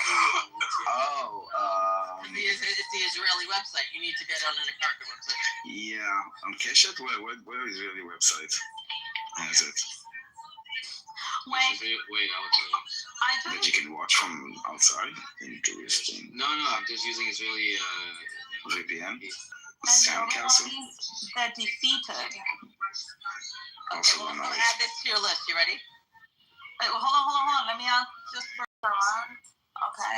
Now I'm ready. But Fauda is way better than Tehran. Do Fauda first, then do When Heroes Fly. Again? Khan.org. When Heroes Fly.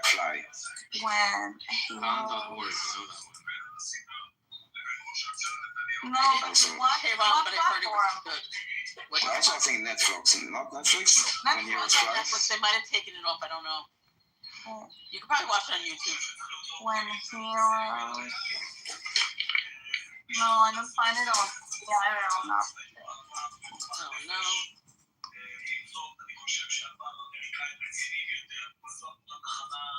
Daniel, you know you're off speaker, right? Yeah. Okay. Like I'm. No. It's from Washington, not from the army. Okay. If it's coming on soon, let me know. I can live stream. No, it's in like almost 2 hours. Okay, Fauda and Tehran are both in my. Oh, I also added last week the Cook Cruise. I have to watch that. Do you know what the Cook Cruise is? No. So apparently, I'm gonna mute you for a little bit, Daniel. Okay. Sorry, hold on. So apparently there was a cruise that went in the Gulf of Mexico or the Gulf of America, and there was like an electric failure, and so everything stopped working, including the toilets, and so the sewage started like flooding. People were told that they should poop on bags, and throw them, let them in the hallway so that they would collect them. The thing is that this ship was stranded for like, I don't know, a week or so, and so everything smelled like poop, and everything was flooding those toilets. Nobody could be inside. There was no food. It was horrible. It was a nightmare. Was that a true story? I think it was, right? Yeah. Yeah. If you Google the poop cruise, Let me Google that. Do you remember? I don't know Why, if it was why called. not just throw it in the ocean if it was a cruise? I'm gonna Why not do what? throw it in the ocean. Well, yeah, I don't know. It says, like, all the plumbing was backed up. This is a famous story where they got stalled and it was just a fucking nightmare. Yeah. Unless if you're into feces. Ew. It was a horrible thing. So the documentary that is on Netflix, that's called The Poop Cruise. Can we just agree it's the Zionist's fault? Yeah, of course it was the Jews. Who did you think it was? No, They no, took he the shit to the flooded Not the boat. Jews, it's the Zionists. It was me. It was all me. I was He responsible loves for that the boat. Jews, not the Zionists. I am John Kitover. Wasn't there also a thing on a cruise? I don't know if it was COVID or if it was a virus, then they wouldn't bring the boat back to shore not that long ago. Because everybody was infected. Too many people were infected on the boat. So they left them out in the ocean for a couple of days. I am John Kitover. Son of a coup. That's just not how. It happened a lot during COVID. Well, this was in 2013. It had 4,200 passengers. No, I'm just responding to Jay. Oh. Not about the poop cruise. I want to talk about Israeli TV for a second. I've watched a lot of Israeli TV and media. And, like, there's one show. I hear the Zionists control it. No, fuck off. They have really good TV. They've really done really well lately. There's one amazing show called 7 Figures on Netflix. I think it's Shish at the Seam or something in Hebrew. Cool. Or something. Before Hebrew. Leave my Hebrews alone, please. What's it about? It's about, I like it because, like, Fauda and Tehran, they do action Mossad stories really, really well. But this one is, like, super mundane. It's about, like, this, like, sleepy kibbutz and someone wins the lottery. It's, like, they're just, like, normal people without, like, bringing in the conflict. And it's called Shisha at the Seam in Hebrew. In English, it's called 7 Figures. I don't find it. I put on my when I put 7 figures, it showed me one film called 7 Figures. I put it in the chat. It's on Netflix. It's from Cannes, no? I think it's from Cannes. Yeah, but it's also on Netflix, and it's really good. It's like really good actors, really, really well done. Like better than like it just kind of has like an indie aesthetic. And I like that it doesn't even really touch on the conflict, just really mundane people, slice of life type of stuff, but it becomes very messy. And I think sometimes you need a real Israeli who's not just about fucking action, Mossad, violence shit. I don't know if it's because you're a woman, but the actual link that you sent is 6 zeros, not 7 zeros. No, there's 7 figures is the English title. Isa, let me explain to you the difference between English and Hebrew.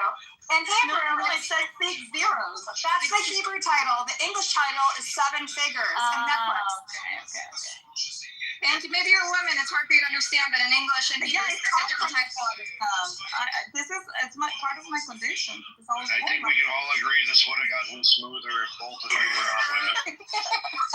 That's right. I'm going to say it's all emotional because it's between 2 women. Hold on.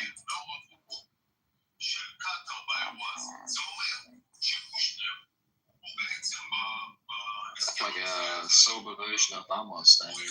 Sure you listen. I'm sorry, I will mute it. Can you lower that a little? It's so weird. It's like so loud. It's loud and moving, but it's good. Can you still hear it? No. Yeah, we still hear it loud and Okay, so Of course. Oh, it's nice. It feels like being in the Middle East. I don't know if someone listening to news. It's good. Okay, Oh, nice. now can you hear it? No. No, I didn't know. Yeah. It's still playing, but the Netflix link I put in the chat with the 7 figures. It's really good. Excellent show. It should win awards. No, but I don't find this movie. I found it. I shared the Netflix link in the chat. No, the Netflix as well. There are actually a lot of really good shows out of Israel that have nothing to do with the conflict. There's a lot. new though. Most shows. There's a great one. A lot of thrillers come out of Israel, but this one is just like finally one that's not just about fucking war. Most shows are not about war. No, it doesn't work. It might be because of my location, but it doesn't show me. It doesn't open your link. It's probably because of your location, Issa. Yeah, I'm gonna I doubt they know you're from Guatemala. I'm gonna try it with the VPN. Oh my god, this entire time I said phone, I meant Tehran, Daniel. The third season. Can we talk about the room and then how people, how do we think people would be addressing if it was Israel and Mexico? I mean, United States and Mexico. Do you think there would be the same outcry? No, they will support America 100%. We would put the ethnic Mexicans in camps in America. Look at what Can we talk about Mexican telenovelas? Look at what they're doing with the Venezuelan boats. I mean, and no one cares. Imagine Israel did this. Imagine Israel did this to a boat of Palestinian immigrants. The flotilla is coming when? In how many days? Does anyone know? It's the biggest build-up, the flotilla. We were seeing last night though that the flotilla received a bunch of drone attacks. Have you guys rolled out the red carpet for her? I really hope that we will confiscate those boats. I really hope. But they're gonna find more boats. Yeah, okay, fine. Let's see who will give them more boats. But hold on, is this the second time? It's okay, we can have an armada of confiscated boats. Is this the second or the third time? This is no, it's not. In this war, it's the second, but it's not the second overall. Right. No, but I mean Greta herself. Greta is a second voyage. And I think, I don't know if she was made to sign something, but I think that if she's doing it again and trying to kind of basically invade the country illegally for the second time, well, she might go to jail. Yeah, it's like you're trying to enter the country illegally for a second time. Yeah. My favorite part is that the Arab, the Muslims on board are going crazy because some of the folks on board are like Arabs who happen to be queer, and they want them thrown overboard and drowned because while their hatred of Israel is big, it's not as much as their contempt for people who may be queer. Wait, but I love it when they eat their own. They cannot go straight to Gaza, right? They have to enter through Israel. No, they want to go straight to Gaza. No, through the water. Gaza is like a border with the water. They are planning to basically go straight to Gaza. They don't want to go to Israel. As a war region, I mean, like, are they allowed? No, they're not allowed. Of course not. They will not be able to do it also. They will be arrested. They will make a big scene out of it. I don't know what they're preparing. They should let them. I agree. I think they should let them to see what's going to happen. Yeah, they should let them. They're going to do that. When they die, and you're told that they died because of an Israeli bombing. No, because it's their responsibility. It's like, yeah, they saved them once. Yeah, but what happens when they will say that they died because of an Israeli bombing? Even if it will need to be there. They show up on Hamas's list. No, even if it's not going to be Israeli bombing, yes, they can still kill them. That's what they do. Like Hamas killed, Daniel, you're not hearing me. Hamas kills them. They still show up on the list of Gazans that the IDF murdered. That's provided from Hamas. 100%. Even though they weren't killed by Israel and they're not Gazans. And being on the right side is not enough anymore. What would make such a fucking scene in the world? Like, honestly, think about this. It's fucking because it's all about show. It's all about performance in this Palestinian thing. It's all about narrative. It's all about aid. Like they have like a tiny boat with 31 people, like with food for 2 weeks of voyage. Who gives a fuck? You know, at best, she'll make some noise. At worst, it'll be a waste of resources. Who cares? She's just stuck in the. What do you mean? Who cares? They're coming with 31 ships trying to invade the war zone. This is normal. Is it a real threat? Come on, that's something that. It's not a threat. It's funny. It's a threat. Why are you so insecure? It's not a threat. What do you mean? Obsessed with her. You're obsessed with her. She's coming to us. How am I obsessed with her? She came to us. We threw her away. She's coming again now with 31 boats. How are we obsessed with her at the end? Are you insane? You do the same thing. Are you Buttercup? What's wrong with you? How much you guys love Israel? to mock this little girl. Is there anything? Tell me something that Israel can do that is okay. They have very good hip hop and TV and movie and film industry. The country, as a country. No, the art. I really appreciate the art. Their hip hop is terrible. That's not true. What can Israel? What Israel did? Not like fucking subliminal. What did Israel do as a country that is good? Did you hear Jeff? This anti-Semite hates Israeli hip hop. What did Israel as a country do that is good? Buttercup, sweetie, honey. What did Israel do You fucking Jeff. in the last? You're insulting Israeli hip hop. You fucking idiot. You have no idea. It's brilliant. You can't imagine hip hop trying to be. Hip hop should be insulted regardless because it's terrible music. Not Israeli hip hop. It's different. What did Israel do in the last 2 years that you think that is good? They made a really good film called. They made a really good series called. Israel, the country, not the people in Israel. Israel, the country. I think the people in Israel are what I love the most. I understand. What did Israel do in the last 2 years? Artists. They create immense art out of a dystopian. Buttercup, maybe take your Ritalin and listen to my question. My question is, name one thing that Israel, the country, as a country, did in the last 2 years that you think is a good thing. One thing. They've created such a dystopian hell that their artists have produced even better art. Thank you for proving my point. You know what, Daniel? It's a sickness. Buttercup, it's a sickness. Buttercup, sweetie, you need help. You don't even like.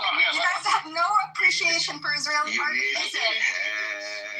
Nobody's talking about all this except you. You are such a belly dancer. You know that usually. She said my name 8 times now. No, I'm sorry. She's brought me up 8 times. Let her censor me. What do you have to say to me, Buttercup? Jeff, you don't like Israeli hip hop? Anti-Semite.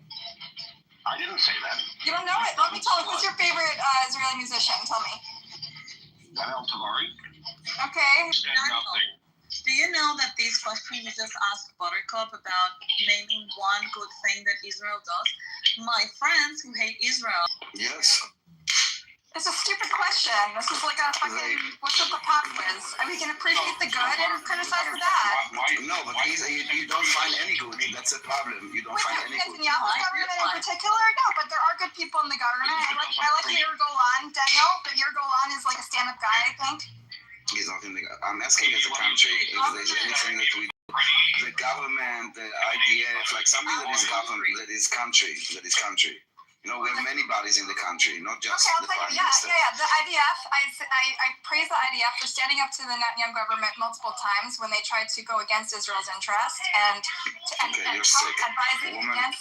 You really need I'm help. praising Zamir. I think you're obsessed. I think you're obsessed. The IDF. No, I think you're obsessed. Sweetie. You call me an anti-Semite for praising the heroes of the IDF that stand up to Netanyahu? Fuck you. I think you should set up your army. Be patriotic, Daniel. That escalated quickly. Be patriotic, Daniel. Stand up for your fucking IDF, your soldiers, your fucking warriors who are trying to take a patriotic stand. Don't you dare to speak on their behalf, you Jew hater, anti-Zionist, anti-Israel. I love the IDF. They stand up to your cricket governor, you fucking BB loyalist.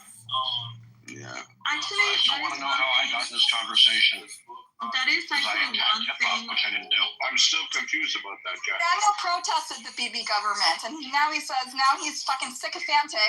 Like, hey, BB, you think it's because she finds me attractive? I'm guessing that's what it's about. I think she heard me reject her assertion that Israeli hip hop was one of the good things that Israel produced. I said no. Daniel's a hypocrite. Daniel protested the Netanyahu government, and now he's asking me to like. You're brainless. You're brainless. You're disingenuous. Jeff, you know from You're nothing. ignorant. And I try to move the conversation a little bit because Say one thing in Hebrew, Jeff. Let me hear some Hebrew. Come on, Jeff. Say something in Hebrew. Conversation to where I want an apology for why this woman came for me and inserted words I didn't say. I wasn't even speaking. It was I wasn't even part of this conversation. It was exciting. He totally admitted it. And she still was acting Jeff. It's funny. Yeah. okay. So over the weekend, I listened to this interview with a guy called Naftali Bennett, and I wanted to ask you guys, Ex-Prime Minister of Israel, not just a guy. So I wanted to ask you guys, what are your thoughts? Because I kind of liked him. Yeah. Yes, he came from his background is very I would say marginal, but he has evolved since he became prime minister to be more of a uniting kind of character, and he has a lot of credit by the people. I think even people that despite the fact that he's go ahead. Say that he was a big deal in Likud. He was going to be. Going to be like a big Bibi's party, Netanyahu's party. He was a big deal in Likud for a while. He left the party. He was the only prime minister in the last 5 elections that was not Bibi. He was only prime minister for about 18 months, but he was very effective. No, he was left because it was coming back. Right, it was like a year. But do you think that Bennett is coming back? Yeah, everybody thinks so. Yes, Bennett is coming back. He actually makes it sound like, we Israelis stand behind the principles and what we actually want for the country, but we have like this system where we disagree, and I really liked it that he didn't badmouth his government, and he didn't badmouth even Netanyahu, like he wasn't speaking against the IDF, he wasn't speaking against like his country. He was actually, I did love the way that he spoke, and I felt like So you mean he's doing the opposite of It made it look like Israel really has a very platform for disagreement. Oh my God. It really made it look like Israel had a very mature platform for disagreement and a very political platform, a very mature political platform. I really like the vibe. Listen, we can. The vibe I get, even if you don't like it, is the same vibe I get from Netanyahu. It's like people that truly love their country, and that to me was like really awesome.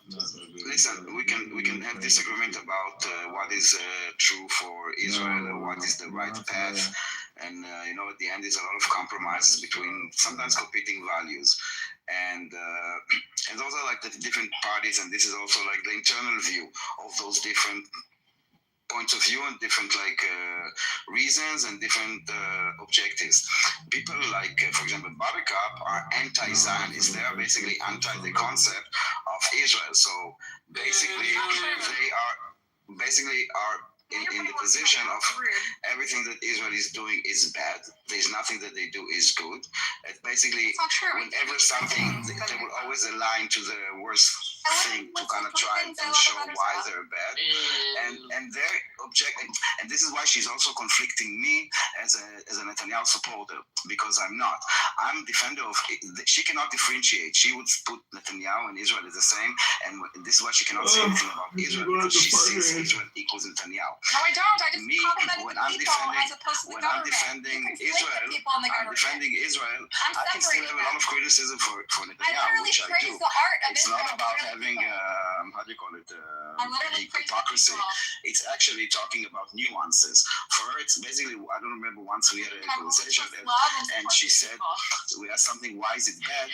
And then her answer is because Bibi is corrupt. Basically, because he's doing something while she thinks he's corrupt, then that thing is automatically a bad thing. Put words in my mouth. And this is like the differences. There is no nuance. You put words in my mouth, you dumb cunt. That is exactly Ooh, Jeff. Take it easy, Jeff. You also said you were dumb. Do you realize how dumb you are? Okay, let's just not insult each other. So you started a fight with me based on something like Zeb said. You haven't fucking ever. Do you kiss your mother without mouth, Jeff? I certainly do, you dumb cunt. No, Jeff, Okay, just keep it sober. Daniel. There's no reason, to do personal attacks. Just keep No, she's a dumb cunt. It's fine. It's No, fine. there's no reason to go this low. Like, you can easily just have Yeah, dude, like, why? It's easy to debunk these things. It's not- Daniel, what you were saying. I was just sitting here being quiet, and she answered me. Well, she told me fuck you before, and I moved on, so she can also Anyway, move so on with the side. what you were saying about this, I think I agree with you, and my feeling when listening to Lisa, which is my first time listening to him, it's like To who? very to Bennett. etc. Like the principles are at macro level, and there is very little disagreement there. Now the disagreement comes at the micro level, at the nuances, right, and like the execution level, and more about how to do things or what the approach should be. Because this guy Bennett, he doesn't disagree about doing what Netanyahu is doing. He just disagrees with the approach. He would have done it quicker, right? And not allowed to. First of all, it's not just about the words. It's more about and it's also not necessarily about the ideology, because it's what is needed right now. And right now we need something, for example, that will unify us more than will separate us, for example. And we need still someone that is strong and will kind of different. So it's like it's whatever is needed at the same time for Israel, not necessarily the same prime fit at any moment in time. You know what I mean? 100%. Yeah, just like in a company, you have the founder, but then when you're growing, Exactly. different. Yeah. So now you wanna move it from stage to You do B. different type of profiles for different seasons. Yeah. So now we need something, I guess, like Bennett. At the end, with 6 mandats, 6 seats, he was able to become prime minister by creating basically the opposition to Netanyahu, by unifying other. At the end, this is how you create a government in Israel. You need to form a government based on few parties that will have the majority of the parliament, and then you appoint the prime minister. This is how they could do this. But at the end, it didn't really last. It lasted a year and a half. That's not good enough. So we will. So now all the opposition parties need to decide if they unite, if they stay separated, who is uniting with who, and who will be the first, and they need to decide. How much do they pay you to get off the streets protesting to lick Netanyahu's boots? How much do they have to pay you to be a propagandist on the South? Who? Full circle. You can't. How did you get? Probably yes on OnlyFans. What does it cost? Why are you listen? Let's be honest. I have full incentive because this is my country. Who's paying you? Who would pay me? I'm just. Good question. I'm just like heartbroken to see my No, you come here. Listen, my country is under attack. Okay, so I'm here to advocate for my country. Why are you here? Why don't you just shut up? I'm here to save my fucking culture from your.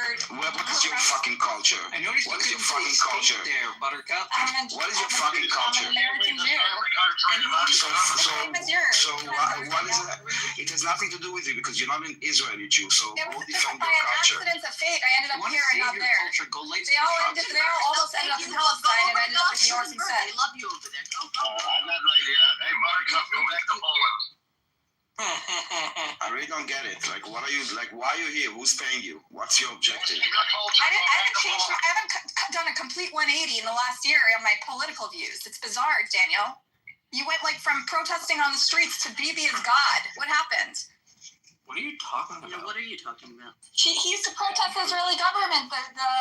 Supreme Court. What are we protesting the government about? What were the protests about? Do you know? Because we're not idiots like you. Because for you it's black and white, right? You're protesting the government. Everything the government is doing is bad. So you cannot agree with the government. If you agree with the government, you're already protesting the government, it means that you are like lying and you change your mind. It's really literally like, listen, I don't. Today, Netanyahu's government continues to dismantle democracy.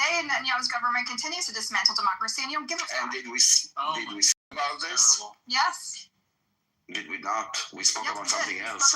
We said it was spoke David about the Zinni. war. We spoke about appointing David Zinni in charge of the highest, one of the most powerful bodies that should be independent, that's actually investigating the prime minister. And you're for it. You're fucking for it. You're on the street protesting. We never spoke about it. This is why you're so. We talked about David Zinni. I brought you in to provide an Israeli perspective, and you told me you support this fucking shit. How dare you? I did not say, but never mind. You said you want to give them a chance. There's checks and balances. It's perfect. No, what exactly did I say? Because you haven't been no manipulator. You said you said you want to do the right thing. Let's see if you can echo what I told you.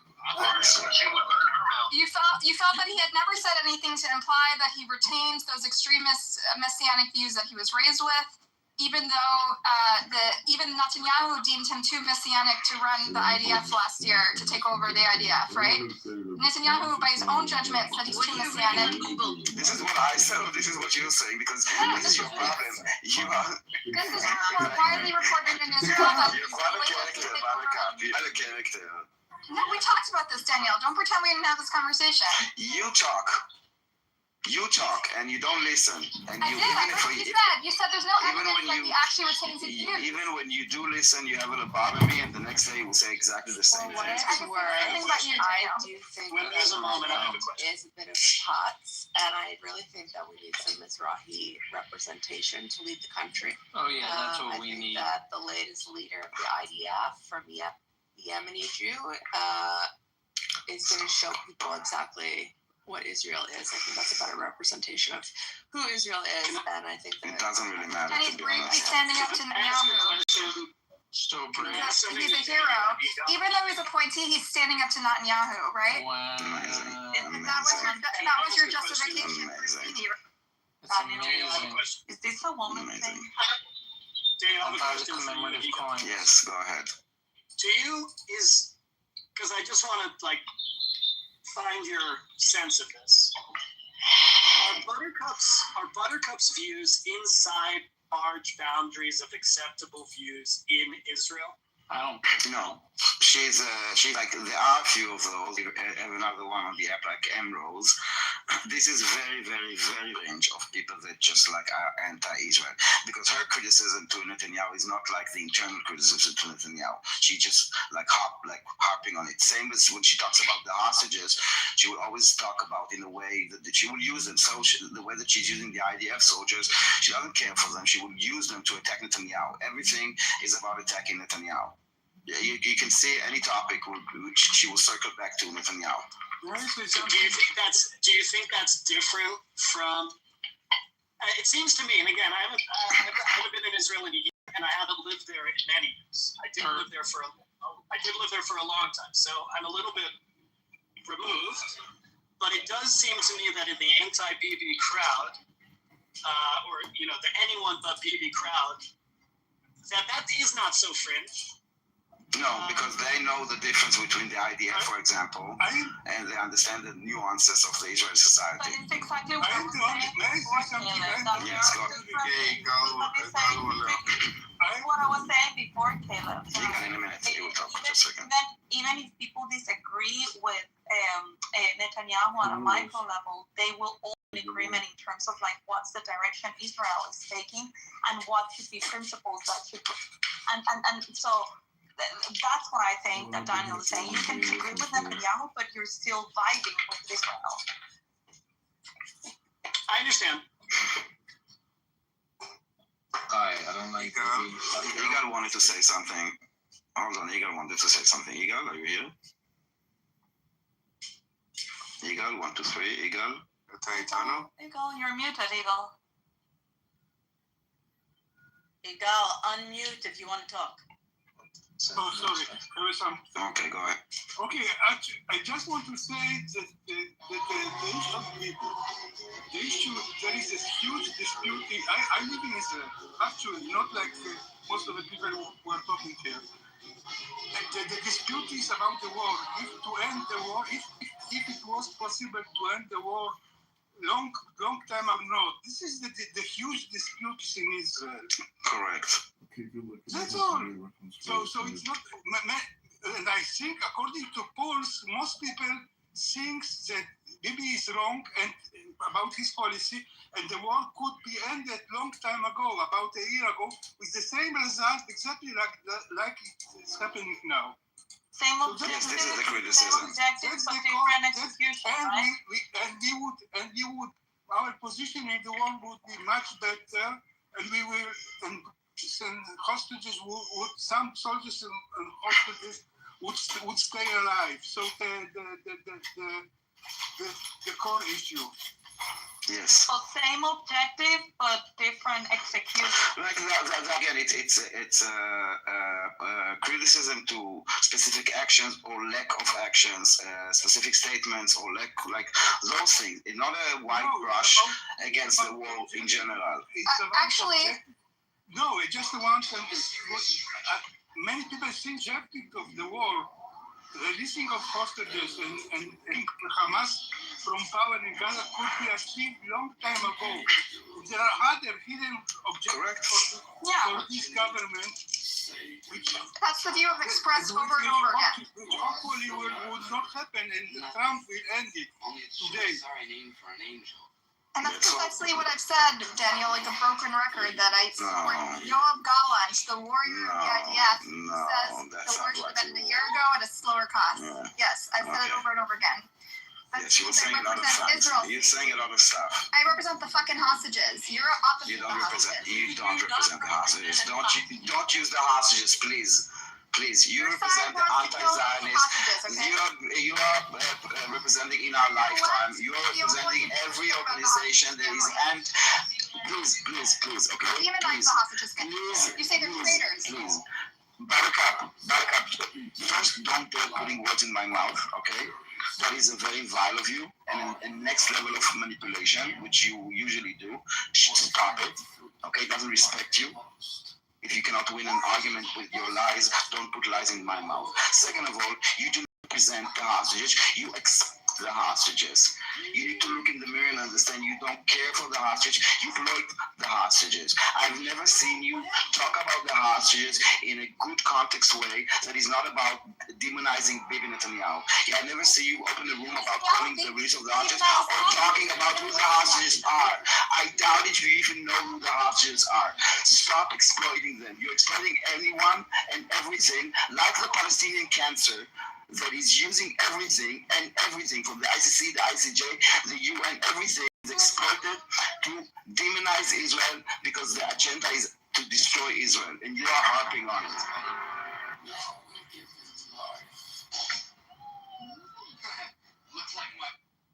And stay out.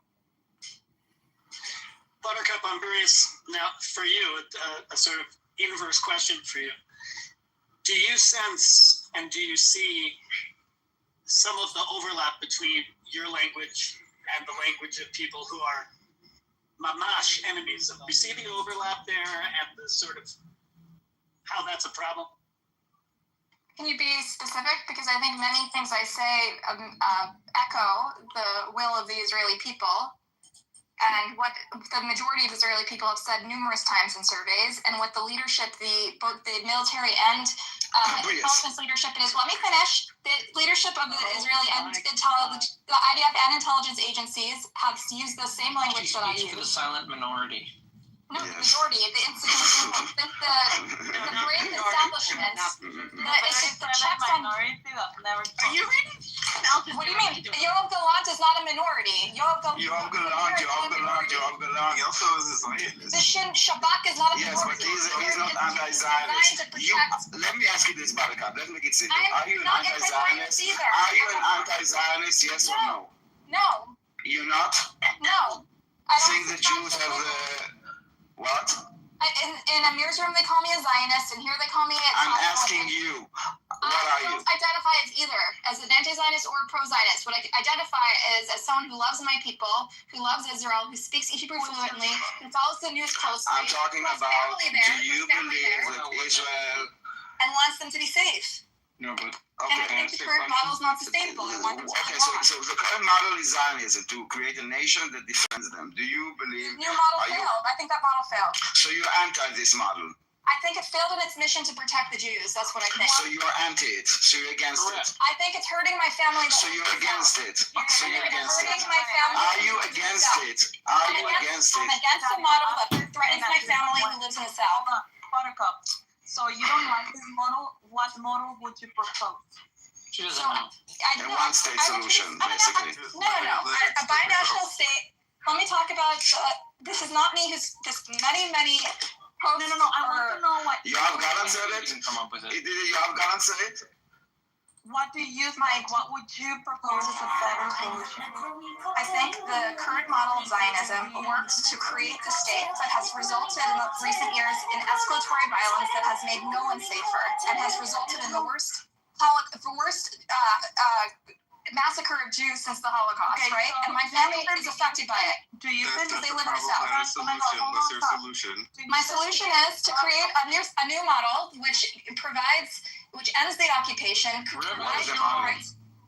What is the model? I'm literally describing it. It's a binational state which provides equal rights. One-state solution. One-state solution, as we call I'm it. describing it. Not all one-state solutions are the same, okay? This one has protections, Hers is okay? way better, guys. This one What kind of acknowledges protection? the legitimate security issues. Listen, I lived in Israel during the internet. I'm not naive. I know that there's legitimate security issues, okay? My sister lives in the South where she gets rained down with rockets. I'm not fucking naive. Innocent rockets. I This disagree. plan creates one state with between the river and the sea. Two people already live on this land, but there would be a secular or true secular democratic states that allows both peoples to vote and have access to resources and freedom of movement and self-determination. You can call it whatever you want. Can you go Call it protections? Israel, Palestine, call it whatever the fuck you want. And it provides, not only that, there's also reparations for people who lost their homes during the Nakba. And there's also war criminals would be jailed and be treated equally under the law. People who commit terrorist acts will be treated equally under the law. And there will be an equal justice system and equal rights. Why are you laughing at the idea of equal rights? I think everybody can hear it. Okay, what else? So We have the protection. We have the protections for us. A constitution that ensures that no one demographic can be superior over the other and have supremacy. So where's the protection for the Jews? Where's the protection for the Jews? Exactly. Hold on, I want to understand. That's the short plan. I'll tell you the long plan. Where's the protection of the Jews? Security guarantees. Okay. You said you have the interest of your people in mind. So I want to Palestinians. understand how this plan that you're proposing protects your people. Including my sister who lives in the South, right? Yeah, but that's how these. Okay, all right. So now this is the details. Isa, thank you for asking. Let me tell you. Okay, so the current system, where Jews have supremacy over the Palestinians, has created escalatory violence over the last 70 years, and it's become really, really unsustainable. So this plan, which would move towards initially this two-state solution, which is not ideal for the Palestinians, not ideal for the Jews, but at least would create a temporary technocratic government. Hold on, Jay. Yeah. What do you mean? Reading what? This is like a completely original proposal. Yeah, but you repeated exactly the same words 2 times, so we can assume that you're reading it from somewhere. No, I've literally said it on the site 14 times. You asked me my plan like every time I come to this room, so I've repeated it. Where's the protection of the Jewish state? So the thing is that. Where's the protection of the Jewish state? Why can't you answer me? I'm telling you. So we're closest to listen, I'm talking about the two-state solution that is temporary. And no, but hold on. Why are you? I'm asking you. The plan. My plan is in Trump's 21-point outline. Okay. Okay. According to your one-state solution, because it has nothing to do with the Trump's plan. According to your one-state solution, what is the protection for the Jews? It starts with separation. What is the protection for the Jews? Why can't you fucking answer one single question? You said that there are protections. What protections are there to the Jewish state? International peacekeeping troops on the ground, right, after the war. What protection do we have to keep it a Jewish state? Do you want me to answer or not? Oh, to keep it a Jewish state. Start with the top one. Start with the most major one. For you, right. You think it loses its Jewish majority and then it loses its Jewish character. That's your concern, right? No. I'm asking you a question. Don't answer me with an answer. With a question. Answer me. What element are you asking about? I'm asking you the strongest element that you have to protect the Jewish state. My people. So your argument, Jake. It's not an argument. It's a question. You said before that there are protections. I'm asking you, give me the number one protection, the strongest protection that you have for Jews for you to keep the Jewish state. Scenario in which we would need the protection. Hold on, Jacob. So I think the problem with your premise, Daniel, is you feel that a Jewish state must have a Jewish majority. You said that there are protections. Buttercup, it's not that, Daniel. Hold on. You showed us a proposal.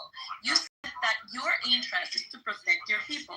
Now, tell me how your model is actually protecting your people, because I hear a lot about integrating the people that you feel sorry for, which in this case are the people. But I want to understand how I feel sorry for my people. Protect your people, because I feel very sorry for my people, Lisa. I feel terribly sorry for my people. Hold on. I just hear in your statement how you want to help the Palestinians, but I don't hear how you want to help your people. I'm talking about it. Okay, so let me answer. Give me some Can I space. give you an example, scenario? Can we not have more voices in this? I'm trying to answer a question here. My God, he's so neurotic. Holy shit. Okay. Buttercup. Like, relax. Calm Take down. a fucking chill pill. Go smoke a joint. Relax. It's not that serious. I have a proposition. When Iraq, Lebanon, Syria, Iran, was weird, Daniel. Yemen, Morocco, Libya, Yeah, what was that? Algeria, Tunisia, Bitch, you're weird. Shut the fuck up. State, when we get a Jewish state and reparations, because as we know, the Jews that were kicked out of their countries, they moved Palestinians into those homes. That was actually the law in Syria. Hafez Assad made a point of kicking out Jewish residents and giving over their land and property to the Palestinians that moved in. So last year, Ahmed al-Shara, the new president of Syria, estimated it's around $3 or $4 billion that's owed to the Jewish Syrians. So when all the millions of us descendants get our Jewish states in former Arab lands and billions in reparations, don't you think that would be a fair time to discuss the Palestinians? I don't want to bring Syria into this. I'm trying to talk about. But what I'm saying is, at the exact same time, the Palestinians had their Nakba, the Jews had their Shoah. Yeah, I know. They were kicked out. 1 million Jews. I'm aware. We're moving forward now. No, I agree. what I'm saying is, why is there no rallying cry for the return of Jewish lands to the Jewish owners of those lands? I'm not opposed to that. Either. Billions and billions of dollars are owed to. 100%. 100%. It was wrong, and they should make amends. But where's the world? I don't know, not the world. I agree with you. It's been 75 years. I support you. I support it. I support your cause, Yali. Can we get back I think you're right. Can we get back And to both people's experience ethnic cleansing, and both are owed reparations, 100%, Yali. Okay, so then let's get out on the streets when the Arab world gets out there and starts rallying, when the Muslim world gets out there rallying. Okay, I'm with you. Let's start one. Are you on the West Coast? We'll start something. Then we Okay. can have a conversation. But Let's do it. Fuck it. Let's start a group. Let's start Why rallying do the Syrians. we have to care more about them than they care about themselves? Okay. Yeah, exactly. That's a very good point. But that's like a valid point, no? I'm caring about my own people. The status quo is hurting my people. It's hurting the Jews. It's hurting my people. My people. The problem is that these Oh plants my are god. all I stated. can't believe you're allowed a guy with a gun run this shit. Oh my god, a guy with a gun. Oh my god. He threatened to shoot me in the head. scenario? You deserve to be shot in the head. This is how we You guys all heard it. Buttercup, can I ask you a question? reparations like you're talking Maz, I about need black somebody people. to- Israelis never had Shut the fuck up about needing someone to mind. If you don't like it, leave the fucking room. Israel. It's retarded. And the idea that you're bringing in American politics and slavery into the conversation, do you think I an am? Israeli Yes. or anyone When did I bring knows Israeli? what the fuck child What is slavery slavery? is? Nobody When knows. did I even talk about slavery? I'm talking But about this is Christianity. the point: is that you're having a conversation. No one's talking about that's slavery. through You're the an only American one. lens, and you're completely incapable Can we of start? differentiating. You're too, Yali. What is your problem? And American. He's Canadian. It's not exactly That's American. I mean, it's just. We're both American outsiders, Yali. Chill out. Babe, it's delusional. You're not based in reality. Okay, thank you, Yali. Like what? Okay. Thank you for sharing your views. Buttercup, can I ask you a question? They ethnically cleansed when they crippled the fucking population. I'm not going to talk to a guy that pulls his gun out every time retarded someone bitch. disagrees with him. Go read the numbers, you fucking read. Baby, you're allowing this in your room. This is my fucking room too. Look at the fucking name of the house, you dumbass bitch. Can we add Isa to the next round? Baby, so we endorse shooting people in the head. Okay, Jacob, go. Jacob is dying to ask. Yes, we're gonna shoot every fucking Hamas in the head. Yes. And if you're a Hamas member, then you'll get shot in the head too.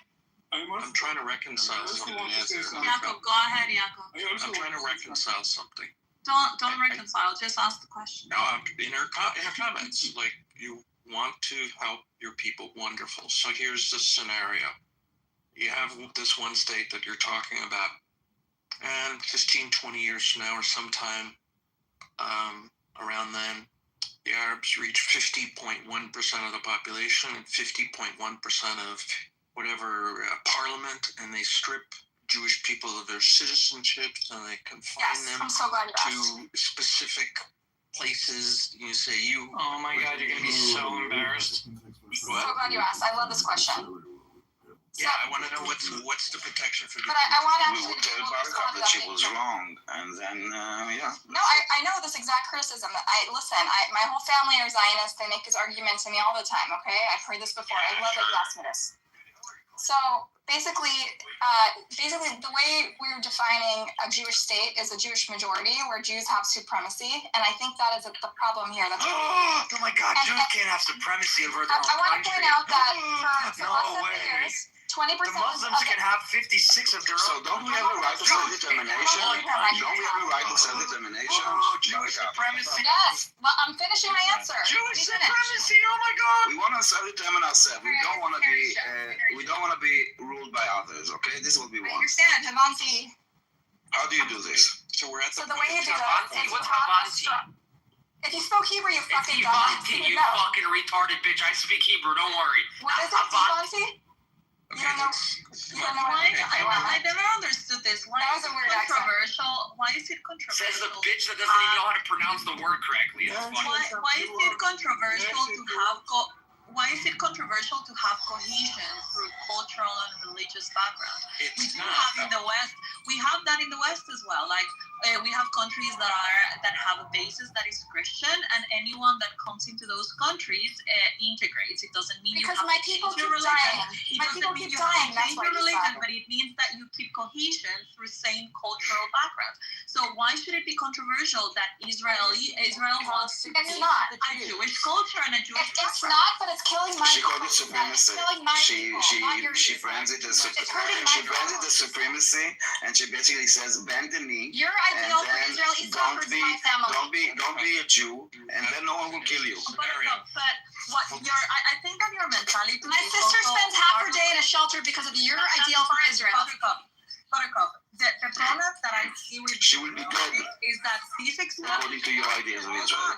These exact same logic of trying. She's in the shelter because we protect her. Oh my God, Daniel. So This exact same Because of your logic. failed fucking model. Oh my. let us figure this out. This exact logic, bending the knee to someone that is not compatible with your culture, is what has eaten a lot of countries in the West. Look at what's happening to all these countries that allowed Islam to get into them. Look at Syria, look at Lebanon, look at Europe, look at Nigeria, look at it's repeating one after the other. And you are proposing that you let the same people into your country, and you think that they're already in the country. I'm about to finish. 20% of them are Muslim Arabs. You think that they will stop trying to kill you just because you're nice to them? They already live in the country and don't kill Jews. The Israeli Arabs don't kill Jews, Isa. They live in the country and they don't try to kill Jews because, one, they are under the law of Israel. Two, because in my plan, they'd be under the law of Israel. Because they are not a majority. One thing we know about this culture is that they just wait to be enough to, through democracy, change the rules until they make themselves with the power. So why would you want that to happen to your country? I understand. That's evil. Isa, that's the Maybe we premise. should talk to some Iranians. Maybe we should talk to some Iranians. So why do you want us to have it to us? Because, first of all, they're Shia and these are Sunni, so let's not conflate different types of Muslims. So they're nicer. And many of them are Christians, and many of them are pretty secular compared to the Iranian Muslims. Buttercup, do you know Winston Churchill The Arabs that are in Israel are whose families like out and go to these places. I know many of them. Trees, in 1948, which is why they're there, and they've had generation after generation to grow up. So from the get-go, they were wanting to have peace, and they were okay with the state of Israel. You can't take, unfortunately, the Arabs in the West Bank and just put them with the Israelis. It's not going to work out very well. Do you know any? Because I know a lot of Palestinians from the West Bank who are very reject Hamas and believe in coexistence. Okay, Buttercup, can we get back to my scenario? You said it was a great scenario, and you were going to answer it. I promise you. They're home. They come for Shabbat. They don't care. Oh, Buttercup, Arabs will tell you don't my trust them. scenario, which you said was a great We sleep at each other's house. What are you talking about? Everyone's nice. Go there first. You enjoy it first. I'll go after you. Okay. Be the test run. I have already. I took my mom, my Zionist religious mom, to the West Bank with me, and she did fine. You're not. They were very warm and gracious to us. Okay. I'm just saying they don't hate Jews. They were very warm to us. Acknowledge they're Jewish. Can we please get back to my example, Buttercup? What happened? Isn't that hilarious that Palestinians don't want to kill Jews? So funny. Buttercup, every single person in the Middle East. I'm finding very difficult to Is that what you learned in Jewish day school or Hebrew school? You can't answer my question. Please answer. The Druze, the Maronites, the Christians. You said you're Syrian descent, right? Syrians lived very well. I know lots of Syrian. Yeli, you're Syrian or Persian? Jewish people. Yeli, are you Syrian or Persian? Stop. Every single one doesn't like you. But the good news is that they don't like one another either. Every single one of them has a supremacy issue. Every single one of them wants to be better than the other one. And yes, every single fucking Arab speaker in the Middle East absolutely does not like Jews. And you have to be fucking retarded to believe that they do. My God, you're retarded. You think that they do. What is wrong with you? Wow, Yeli. Please get back to my 50 point. Okay, get back to my 50.1. No, I want to step back first because you're assuming that's the next step. I think you're right. Now, the demographic threat is legit, Yaakov, okay? I'm going to start at that premise. Well, let's just, hold on. Let's step back. Because you're making sense here. No, but that's, right now there's protection. But mine has a structure in place to check that type of grabbing power. Okay. There may be a power grab, and this is how we protect against it. Centuries of I know they're inherently inferior. We get it. You think they're inherently inferior. You don't get it. That's the fucked up thing is that you don't. That's what they say about Jews too. We're all inherently inferior to each other. They're not gonna kill you. I'm not saying that they're going around to kill you, but to think that they like you and want to be your friend is. I don't need them to be my friend. I just need us to be safe. I need my sister to not fucking get bombs on her head. I need my sister to fucking live. It's not about them being nice. You just need them. I need my sister to not be in a shelter half the day. That's what I need, Yeli. You just need them sending signal with you. Yeah, she's in this now. She's been suffering for years because of your system. No, I'm being pragmatic, Yali. You're not being pragmatic. You're willing to suffer with escalatory violence for the rest of your fucking life. My sister's not, okay? Okay. You have no sense of pragmatism. You don't have a pragmatic bone in your body, Yali. Okay, I gave you an Your example. xenophobia clouds your pragmatism. Be a pragmatist. Why xenophobia? I think Yaakov wants to get an answer. I'm trying to. Yali won't be quiet. Yeah, hold on 1 second. I think Yaakov wants an answer. By the way, does your sister align with your views? I don't know, but answer Yaakov first with the 51% thing. Okay. So thank you for the question, for asking it so nicely, Yaakov. I always enjoy talking to you. Something, please. Yeah, after Yaakov. Okay. After you all can say something first, and then I'll respond. May I say? Yes. Actually, almost no one in the Israeli left won one state. I know. 4% of Israelis want one state. The Israeli left won 2 states because they want Israel to remain Jewish and democratic. Right. And it will happen only if Jews will have a clear majority in the state. Right. That's the same question as Yaakov's. 100%. Yeah, and 4% of Israelis, according to last survey, want one state. But in reality, the political power who leads to one state is not the left, it's the right wing. They have a different one state, yes, but it's different. Yes, but they want one state, actually. They want Eretz Israel Shlema, one Israel. But they can keep the Arabs without the citizenship, most of the Arabs in the territories. But it will force them to leave. One state, one Jewish state without the rights for many Arabs. Right, that's not the state I'm proposing. Which is wrong morally, and also will not last politically internationally. Right. So I think, Yigal, I want to reconcile our views at Yigal, okay? I understand you're a two-stater and a lot of lefty Jews are, including our friend Amos in the other room. Also, but there are people, old-timers, who really have this like idealistic, optimistic ideal that they've been talking since the Oslo Accords about coexistence and maybe one day being able, they think it'll start with two states and eventually when people forgive and heal and de-radicalize, eventually it could become one state. I don't know any what about Amos? You can count them. Amos thinks eventually they'll be together. Leftists want two states because of they want most of the leftists, almost all are Zionists. They want Israel to remain Jewish national state, but also democratic. That's all. Okay, so now I'm going to address the 51% question that Yaakov brought up, which is related to Yigal's comment. Okay, so this is where I get a radical and fringe, like, which is true, Yigal. It is fringe. It's not on the mainstream. It's mostly these American ex-Israeli like theorists and theologians that want to see a new type of Zionism that is more reflective of the sort of democratic ideals that have always been in conflict with the ethno-state, the ethnic, majority of the state. The supremacy aspects of the state, and they've always been in tension, and that's okay. But now we want something new that's more sustainable, that doesn't result in escalatory violence and danger and fear for my sister who lives in the South, right?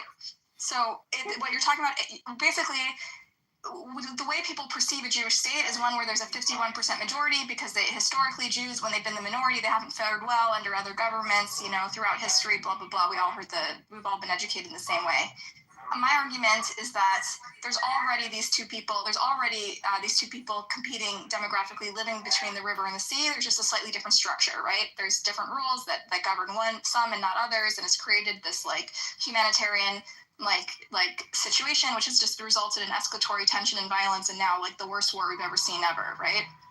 And so in this future state, the protections would involve a really, really strong constitution, which Israel doesn't have, that would prevent any one minority or majority from taking over and imposing their laws over and restricting the freedoms of the other. And it's something like what we have in America, and it's messy. Hold on there. You say it would prevent any minority becoming a majority or vice versa. Now, my question to you it wouldn't prevent them from becoming that, but from seizing power. But seizing power of the government. In your proposal, is there democracy? 100%. Okay, so how are you planning to control a majority? So you need checks. And hold on. Are you going to put some reproduction limits to the Muslims and to the Jews so they don't have more than the other, or how are you planning to do this? No, so in my country, for example, in the West, in America, we don't put reproduction limits. Sometimes there's restrictions on immigration, and there would have to come to agree to an immigration standard that they think is fair and egalitarian. But of course you can't. No country puts reproduction limits, and they don't worry about who gives them. So, Jacob, hold on. You know that here you have two complete cultures that are completely 100% everywhere. Every democracy is like this. So if we're living in a democracy, that means that if at some point there is a majority of Muslims, then Israel will turn Muslims, and you know what happens then to the Jews. I know. We're trying to answer that question. This is a promise that this is the talking point I've heard a million times in my life, and has been stated in this room many times. Do you think the U.S. Constitution is a good example? A good I don't. The U.S. Constitution is one example of a check, a really strong thing that ensures equality for all humans, regardless of their. Right. Even You know, white people, for example, The U.S. is Christian. white people are losing the majority in this country, and Right. yet it's not a Here's the threat problem. because of our Here's the strong problem. constitution that ensures equal rights And it's a Christian democracy for all. constitution, and it's not controversial. It is controversial. The Christian aspect of it is controversial. Being Jewish national state. It oppresses Jews. The Christian aspect of it, by the way. I don't Being think it national does. state is not supremacy. Well, then you don't know American politics. The Christians are trying to wield it against Jewish people and secular people. There is no supremacy. They're not democratic, but at the same time, they are national states. They are French state of the French. Italy is majority Italian people. She's like the entire speech was manipulation on truth. I'm not sure if she believes the words that are coming out of her mouth or not. I can feel that in Europe there's many ethno-states, okay? And I'm not saying Listen, the wrong. I don't care about Europe, and I care about my people, your people, as you call them, okay? In Europe, yes, there are. And you are failing to acknowledge reality, and you are manipulating. You are trying. I don't think anyone is manipulated here by your words and your choice of like frame. You're asking me a question. Let me respond. Don't get so defensive. You're so defended by me, Daniel. I've done nothing to you, Daniel. I've only been kind. I've given you a platform. I've shut down people who were mean to you. Like, I'm your fucking friend. Stop talking to me this way. Let me voice my opinion. Here's the problem with the U.S. Constitution, right? You said it was the example that you would use. The U.S. Constitution has an amendment clause. It literally could, if applied, in the United States, if Muslims were 50.1% of the House of Representatives and the Senate, and they controlled the legislatures in 75% of the states, they could say Sharia law exists and everything. First Amendment goes away, Second Amendment goes away, Third Amendment goes away, all these things. Because if you can amend a constitution, everything is based on the majority. If the majority seizes and they have a different point of view, then every protection for the minority goes away. It's Federalist Paper number 10, read Alexander Hamilton. He talked about protection of the minorities and trying to keep the checks and balances. That's a good point. That's a good point. And I want to point out that the U.S. Constitution is 230 years old, and it was written by the founding fathers who didn't anticipate every single scenario. But now this is a young state which has the wisdom of foresight and learning from the experiences of the U.S. And so they can create a constitution that has much stricter checks and balances to prevent the changing of the constitution in the event that one majority has nefarious goals. Except it won't protect against a revolution. I'm just trying to follow this. Buttercup, you're like not a legal theorist. What do you believe can like restrict against an overwhelming majority of democracy in a democracy? I just spoke about the Constitution that has protections against violating people's freedoms. So we have like a constitutional right to like basic freedoms and rights and equality that prevents one group from undermining the other. How do you mean? The Senate protection. That's not true. We have it. That is why they did it specifically because of religious tyranny, right? In Europe, that's why they created this system. Because they didn't want one religious group to dominate or have a power over another. Do you think they wanted that to maybe protect the white folk? What do you mean? Do you want to be specific about that? What do you mean? No, I'm saying if you were to take the majority of peoples from the Americas, you would get the Mesoamericans would probably be the majority. What's your point? The point is they wanted to create a system that was equal under the law. My question is, why do you believe that the checks and balances which Israel has put into place to ensure its democratic they don't have constitution. Why do you believe that you even understand what mechanisms are in play in America? I do. I fucking said it. What? I asked you, why do you believe that you understand what mechanisms are in play in America to maintain the demographics of our democracy?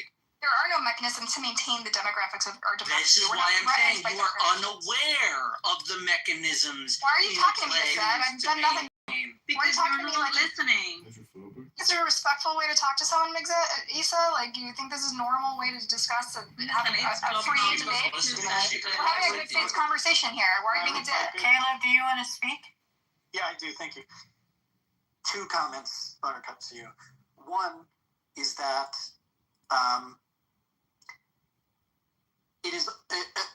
don't think you can rely on some kind of clause in the document you're imagining because, and sort of rest on the idea that everybody as a norm, as sort of a common law thing that we're just going to do, that we are going to protect all those rights. People don't come from the same political culture. And just because that document maybe has some kind of clause in it, I'm not sure that that does all the protection that it might be seeking for to protect minorities. The second point I make is... But wait, does the U.S. Constitution protect minorities, Khalif? Yes. So you don't think that Israel could have a constitution that protects minorities and ensures their freedoms and access to democracy? I think it's a very modest. The Constitution doesn't protect minorities on its own. It would only be with the interpretation of the Supreme Court and the government. Let Caleb finish, and then please go ahead. Yeah, please. What I'm saying is that the people who wrote the American Constitution shared, I mean, not for black people, but only, for white landowning males, right? A sense of like, shared political landscape, right? It was an easy tweak, by the way. They tweaked it, and now it does apply to black people, right? Right. And other minorities. Right. So yes, the same benefits, and here's the second comment, and I'll land here.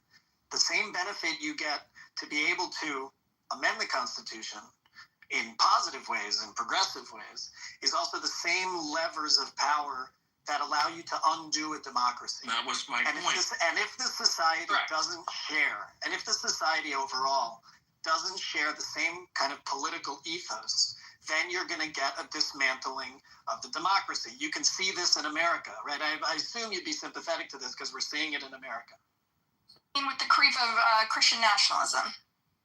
No, he meant Trump. Yeah, I meant Trump. Right. I'm not talking about Christian nationalism. I'm talking about... Christian nationalism and Trump are going hand in hand with you're missing... But Buttercup, I'm not talking about Christian nationalism. Because that's the only way they're undermining our rights and freedoms. Please. What about ICE? Please. Don't put words into my mouth. I have a different worry about Christian nationalism, and it's not about the dismantling of democracy. Okay. Something else. You don't think they're trying to compromise? That's something different. I'm not making a point connecting them. I'm making some other. What, you're scared to talk about Christian nationalists in this room where they're all like super fans of the alliance? Please, Buttercup, stay focused on what I said, please. Because these people are like pro-Israel supremacy, Christian nationalist alliance. Don't move the goalposts. Address what I said. Okay, so I understand what you're saying, that there are mechanisms to undo the Constitution. It is very difficult. It rarely happens, as you know, throughout our history, despite strong forces trying to, move the needle one way or the other, right? It's very, very hard to dismantle and rewrite the Constitution. But you're right. Maybe in a place like the Middle East, where there's other factors, we have to take into consideration the clients and the culture and the elements there. Yeah, maybe we need even stronger protections before we dismantle the Constitution. But we also have the perspective of hindsight and learning from the mistakes of the Middle East, learning from the mistakes of the American experiments, learning from the mistakes of the Zionist experiments and how it's failed to keep people safe, and trying to create something that is completely novel and provides protection to both the Arabs and the Jews, regardless of who has more influence. In our law, in American law, we have guaranteed protections against discrimination, against... you can... What do you mean? We have guaranteed... We have very strict civil rights laws that prevent people from... just being discriminated based on the ethnicity or you put the Bill of Rights in front of you when someone comes to stab you. How does it work exactly? It's a law that we're talking about the laws and systems, not threats, not violent but threats. they could undo regardless of any constitutional amendment. Daniel, we have a normal criminal justice system that deals with stabbers. That has nothing to do with whether or not you have basic freedoms. What if they want to imply a Sharia law? He said someone's going to come to see you. That's what we have the criminal justice and police system for. That has nothing to do with the Constitution, which protects people's basic rights and freedoms. Once they are a majority and they are nothing to do with the Constitution. Different laws, but it's so naive. Doing that.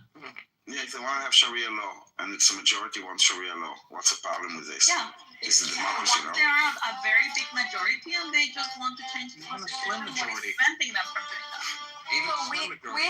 We have protections for religious freedom in this country that is really, really strong. But do you think that once they are a majority and it's a conflicting... So in our country, yes, Lisa, let me answer.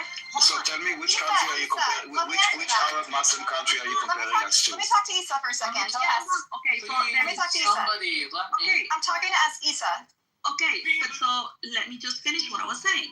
Do you think that once they are a majority, they will respect the protections that your constitution will have, according to you? What is preventing them from changing those? Thank you for the question. So precisely that's, regardless of whether they respect it or how they feel about it, in America we have a Christian majority who wants to leverage Christian origins in the Constitution to change these religious freedoms that have been foundational to our democracy since its founding. And yet we have such strong protections in our court system and in our basic case law that prevents them from doing that to some extent. A couple of things. First of all, for example, they try to roll back abortion rights. They try to roll back gay rights. Hold on. First of all, a couple of things. The foundation of your country have been Christian. From the first constitutions, the 13 or 14 constitutions that there were, they all required people to be Christian in order to serve in the government. So these are facts, and your Declaration of Independence, your Constitution mentions God, and it's based on Christian. So I don't see how a quote-unquote Christian nationalist movement is trying to change things that are actually Christian. Number one. Number two, the U.S. is a secular country. So religion and state have been separated forever. Now, you're saying that apparently Muslims or Islam will respect these things. I just want to remind you how Islam is not compatible with Western values in the sense of secularization. They never have gone through a reform. They don't conceive laws outside of the Quran and outside of their religion. So again, have you met any Muslims? Like, this is weird. I know tons of Muslims who respect the fucking law. And so my question to you is, how will the fact that you don't know any law-abiding Muslims is very strange. How are you hanging out with? Do you know anything about Islam?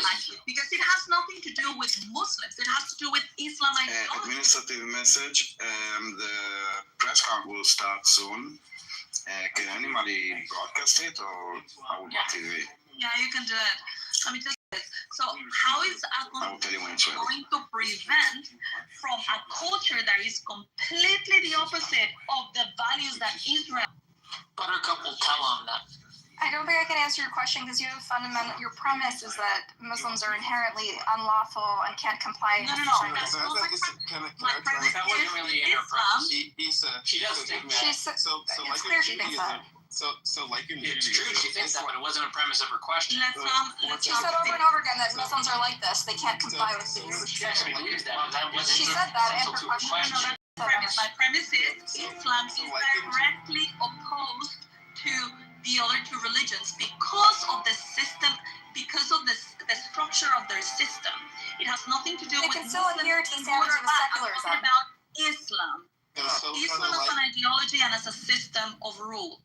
So like in Judaism, Islam, sort of, they're commanded to follow the laws of the land as long as they're in the majority, minority. As soon as they become the majority or there are enough Sharia courts, then they're obligated to install Sharia courts. This is an obligation that's built into the legal framework in itself. This is you know how many Muslims are and how many interpretations of Islam there are? Free to obviously only one. Pretty much, but